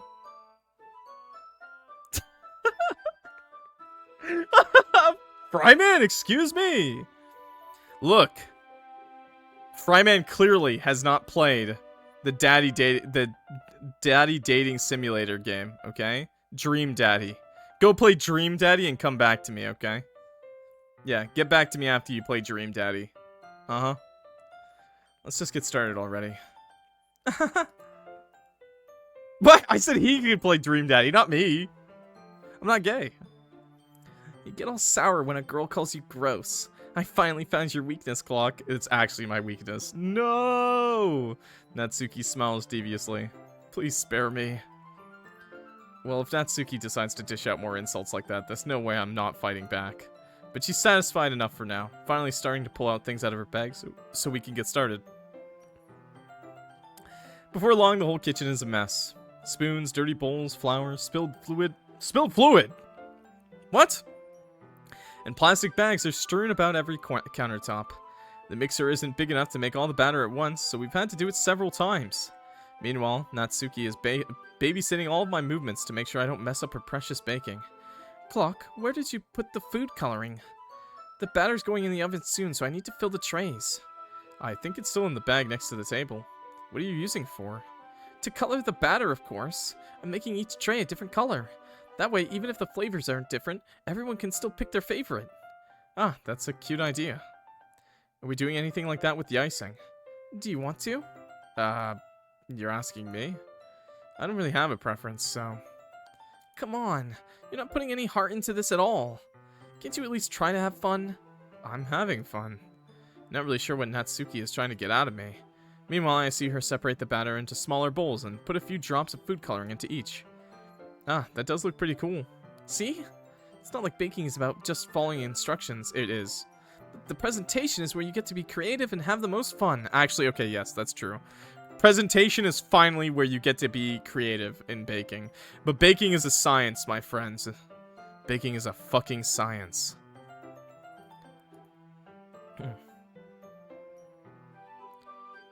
It's a million times more worth it in the end if just looking at it makes everyone's eyes lighten up. Like the ones you made on the first day, huh? I recall Natsuki proudly presenting her cat-shaped cupcakes and Sayori and Monika's delighted expressions. I wonder if I can make Natsuki proud like that too. Yeah. Maybe I will use the food coloring then. Sounds like you're starting to understand. Just make sure you completely finish mixing the icing before you mess with the food coloring. Yeah, it's getting there. We were using the electric mixer for the batter, so I got stuck with a whisk and a huge bowl for the icing. Holy fuck, your arm would be tired. Eh? The icing's still all lumpy. Are you even trying? Exactly. You gotta fucking whip that shit, bro. Your arm's gonna be tight. You thought jerking it? You thought jorking it was exercise for your arm? You ain't never jorked enough to be able to whisk, okay? With your hands? Ugh. Well, yeah. It'll just take a little longer. Jeez, I'll be here all night if you do it like that. Here, look. They're not in raw. Rip Mint. Everybody, send Mint to Rip. A rest in peace, if you will. Natsuki grabs the wrist from me and uses her other hand to tilt the bowl back. You really need to beat the crap out of it! Oh, yeah. After a few seconds, the consistency of the icing has already improved. See? As if to emphasize this, Natsuki sticks a finger in the icing and pops it into her mouth. I reluctantly start to do the same. Hey! Natsuki suddenly grabs my wrist. I don't want your gross fingers in my icing. No! Your icing, hey? Are you forgetting who did all the work? I start to fight back, trying to inch my finger towards the bowl.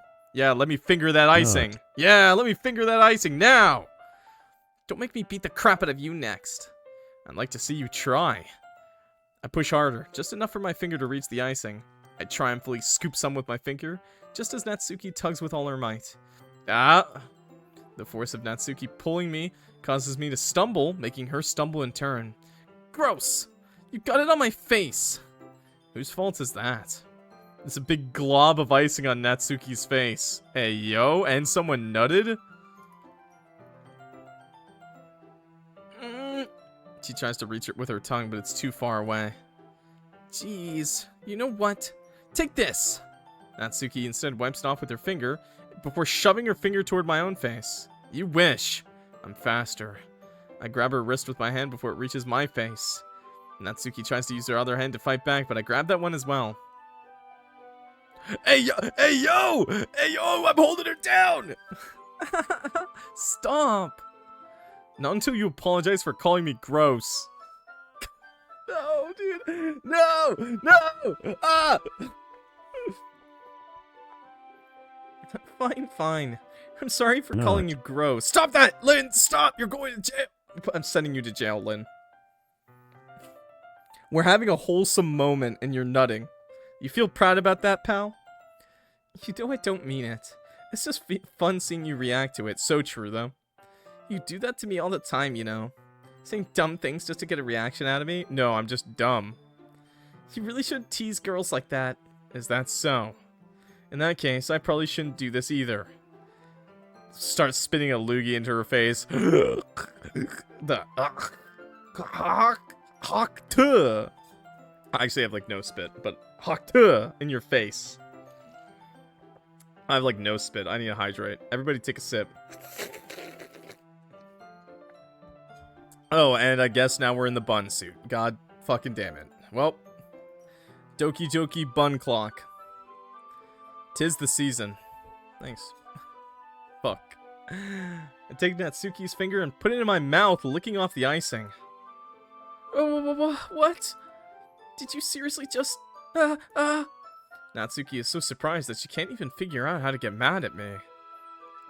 Her face is entirely red. Clock? You really shouldn't do that kind of things to girls, unless you really like them. You know that, right? What do you mean? I'm not supposed to just walk around sucking random ladies' fingers off? What do you mean? I love to do that. That's like my favorite pastime. Sometimes you get lucky and they taste like stuff. Best is when it tastes like fit. What kind of question is she asking me just like that? No matter which route you pick, you're sucking. What? How did the moon turn this so? How did the mood turn to this so quickly? Natsuki gazes at me in silence. Glazes at me. I notice her shallow breaths. Why am I starting to feel dizzy? Did she drug the cupcake icing? Out of nowhere, the fire alarm starts going off. Oh, we're getting fucking carbon monoxide poisoning, of course. Natsuki rushes over to the oven. Is something burning? I thought you didn't put the cupcakes in yet. No wonder. You left a dirty tray in here, dummy. How could you make a mistake like that? You should have checked before turning the oven on. Don't blame me for your mistakes. Yeah, that's stupidity as fuck, man. You left it in there. Me. Jeez, I really am an idiot. Natsuki uses an oven mitt to grab the blackened tray out of the oven. Phalanges are like fingers and toes is a fun word. I know. I knew. I'm just concerned for you now. Also, we got a stretch check, so please do a stretch check. Yo, Hawks, thanks for the follow. Thanks for the stretch check.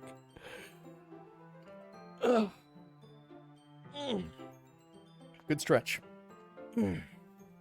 She sets us up on top of the stove. I hope you're having a good one, dude.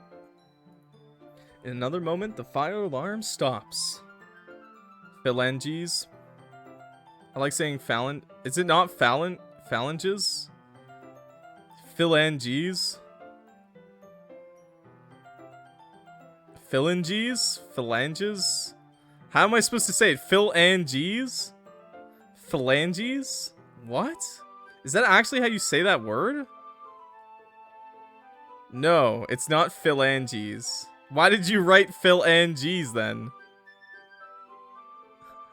Why did you type the pronunciation and write phalanges?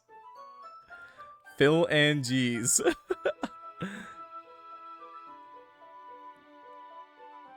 You're saying it too slow. Phalanges, phalanges. Phalanges, phalanges, phalanges? Is that better? Phalanges? Phalanges? What? Phalanges? Phalanges? The first one. No. Phalanges. Phalanges?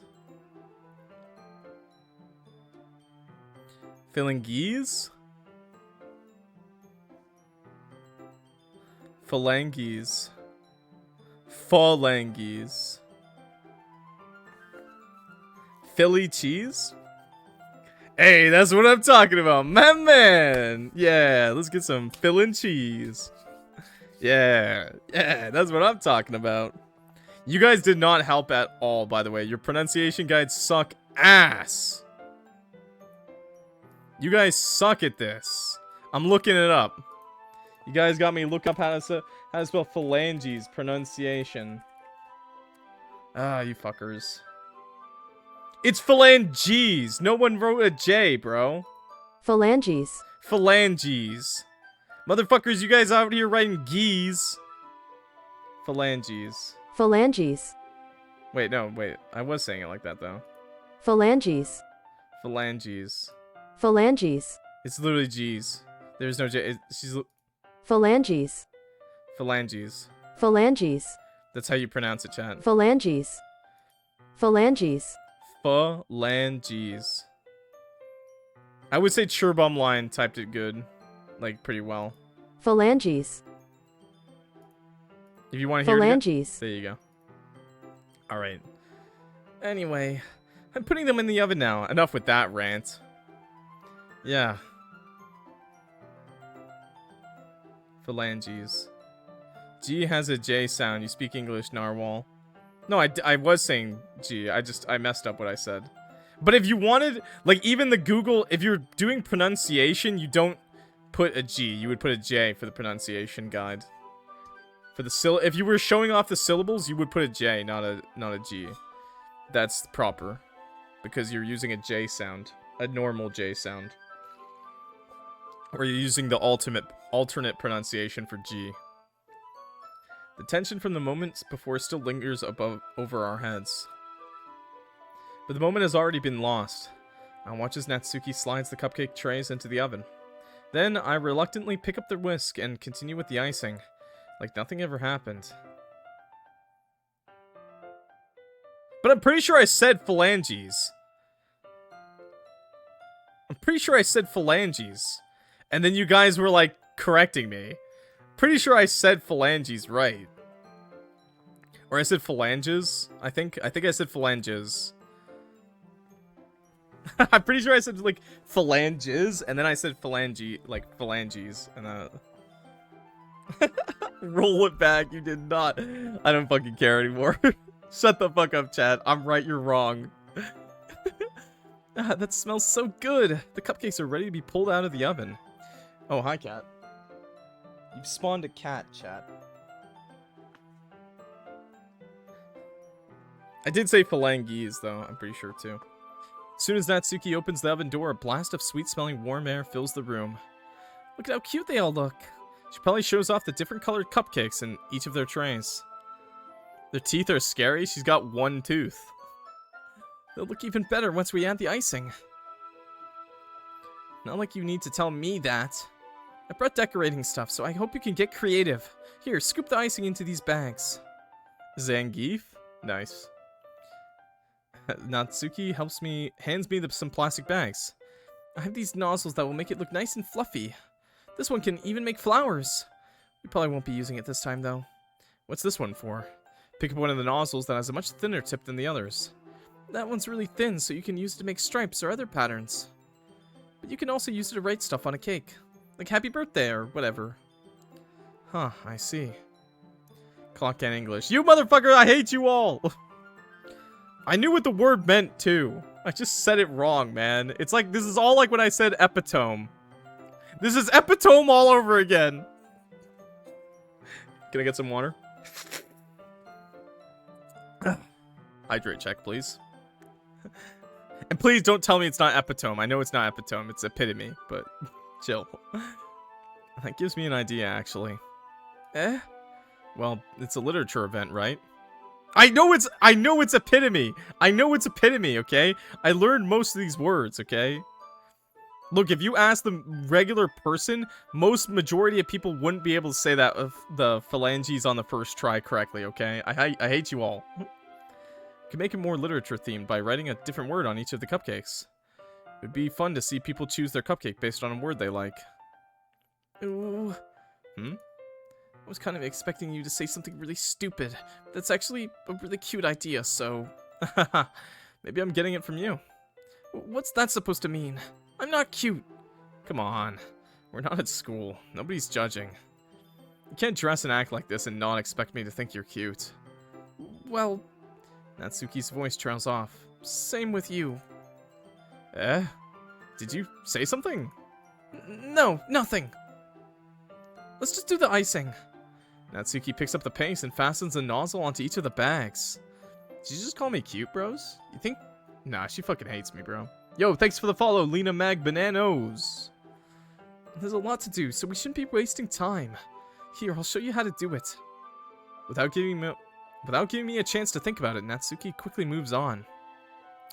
She shows me how to apply the icing, and then we each get to work. I do speak Canadian, it's true. Says Potion instead of Potion. I say potion, you motherfucker. G does have a J sound, you sick fuck. But it's the alternate sound. It's the alternate version. It only turns that way because of the other letters, man. I hate you all. Fucking hate you all. I'm gonna kill someone. It's gonna be Beanslug because I live with the guy. We're finally finished. Natsuki puts them all side by side to admire our work. Look at how pretty they are together. Yeah, they are, aren't they? Ooh, I wish I could have one now. Well, there's no reason you can't, right? I don't see any harm in that. Well, yeah, but my dad's making dinner tonight, so I really need to save my appetite. Sayori's the exact opposite in that regard. If she was here, we'd probably be down 10 cupcakes already. She would still eat dinner. Come on, that's just unhealthy. Besides, when my dad cooks, I need to eat as much of it as I can. Well, anyway, I was hoping we would have time for manga, but I need to be home for dinner. Ah, already? That's a shame. That would have been so awesome to read manga together. What the hell? It's your fault for working so slowly. You should have thought about that. It's not like you always have this chance. Man. As usual, Natsuki places the blame on me. You can bring the cupcakes tomorrow, right? If you and Sayori each carry some, then you can probably do it in one trip. Yeah, I can do that. And don't worry, I won't let her eat any. I wish she would listen to me the way she listens to you. Yeah. I again think back to the conversation I had with Sayori earlier today. I felt so helpless. Sayori always does listen to me, but at that point it felt like she couldn't listen to me at all. Okay, I'm all packed up. Good work today. You too. I'll walk you out, I guess. Just like that, Natsuki is already about to leave. Feels like the afternoon went by in a flash. More than that, did I even take the opportunity to get closer to her, like I wanted? Well, I guess I'll be off then. Thanks for all the help and everything. I'll see you tomorrow. Well, wait, Natsuki. What you said before, about not always having this chance? It doesn't have to be that way at all. I had fun today. You showed me how fun baking can be, like you wanted. But aside from that, you can come over anytime, okay? I think that if possible, I'd like to spend more time like this. If you want to read manga or go out somewhere. That face! That's a face that's like, I'm disgusted with you right now. You're disgusting. Why are you wearing a bunny suit in front of me, sir? Get out of my face. Do you really mean that? Natsuki looks at me tensely like she's trying to hide her expression. Yeah. I want to spend more time with you. Clock, I thought you only cared about getting this done. Ooh. Wait, where'd her mouth go? I'm sorry I had to leave so early today. I really didn't want to. I would really stay here longer if I could. I feel the same way as you, so... Natsuki suddenly gets closer to me. Wait, Natsuki? Standing inches from me, Natsuki looks up at me. I feel her fingers gently clutch at the sides of my shirt as if she's holding on to me. Her rose-colored cheeks and matching eyes fill my vision, along with her slightly parted lips. Wait, what's happening? Wait, what's happening? What is happening? My heart starts to go dizzy as I feel her soft breaths against me. Hey, yo? I've felt it for a while now. She hates me. Natsuki suddenly jumps back. Sayori? Eh? Hi, Clock. Sayori. Just now, we weren't... It's okay, Clock. I just stopped by to say hi. Well, you should have come a little earlier. I'm already on my way out, so... Oh, really? That's too bad. Yeah, well, I'll still see you at the festival tomorrow, so it's fine. Just don't need any cupcakes before then. Anyway, later. Clearly flustered, Natsuki hurries off and Sayori waves goodbye. Sayori? Okay, so this is the same. Just as fucking awkward as last time. And I guess now we can pick Sayori this time. So let's go back. Should I save here? This isn't a different ending, is it? Just quick, no real spoilers. But I'm assuming there's a different ending for each girl, right? There's a different ending for each girl. I assume. One for Sayori, one for Yuri, one for Natsuki, and I assume one for Monica. So I'm just guessing. Just say yes, and basically you have to start at the beginning of the game for each of those endings, right? And you have to do the poem. You have to do the poem things, right? You want me to tell you? No, I don't want to be explained. I just want to hear a yes or no. Like, this isn't a... Like, if I choose to continue this route that I just did, this isn't a different ending than I would get from if I just did Natsuki's route completely from the start, right? No. Okay, good. Okay, so I'm gonna go back, or load up, and we're gonna pick Sayori. I mean, if it's gonna be anyone, then I prefer helping Sayori. I mean, we're already neighbors, but Monica said that Sayori was helping her? Jeez. Do you really hate us that much? No! Sorry, I didn't mean for this to be difficult.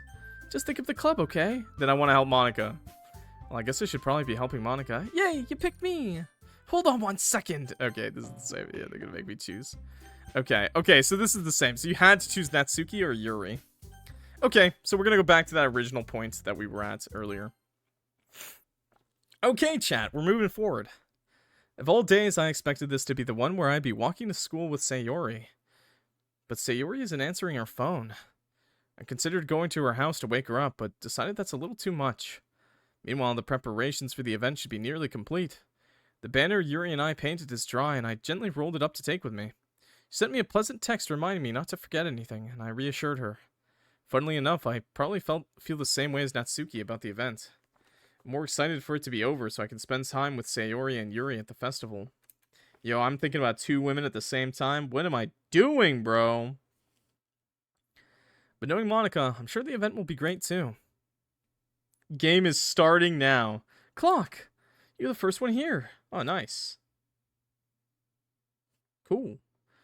Thanks for being early. That's funny. I thought at least Yuri would be here by now. Monica's placing little booklets on each of the desks in the classroom. They must be the ones she prepared that have all the poems we're performing. In the end, I found a random poem online that I thought Monica would like, and I submitted it. So that's the one I'll be performing. I'm surprised you didn't bring Sayori with you. Yeah, she overslept again. That dummy. You think that on days this important she'd try a little harder. I say that, but I suddenly remember what Sayori told me yesterday. And I suddenly feel awful knowing it's not nearly that simple for her. I only said it because it's the way I'm used to thinking. But maybe I should have gone to wake her up after all. Haha, you should take a little responsibility for her, Clock. I mean, especially after your exchange with her yesterday. You kind of left her hanging this morning, you know? Exchange? She told... Monica, you know about that? Of course I do. I'm the club president after all. Why didn't you just say you're her friend? But... I stammer, embarrassed. Did Sayori really tell her about it that quickly? About how I basically turned down her confession? No! He even admitted it! No! No! I thought MC didn't realize. I thought MC was clueless. He knew. No, that just makes things even worse. No, dude. No. No. I feel pain in my soul, chat. Oh no, dude. Even MC knew she confessed and he still said you're my friend. That makes me really seem like the bad guy here. Yikes. But I'm the one who knows what's best for her, right? As her dear friend. Jeez. You don't know the full story at all, so... Don't worry. I probably know a lot more than you think. Eh? Eh? Monica is being as friendly as usual, but for some reason I felt a chill down my spine after hearing that. Hey, do you want to check out the pamphlets? They came out really nice. Yeah, sure. I grabbed one of the pamphlets laid out on the desks. Oh yeah, they really did that.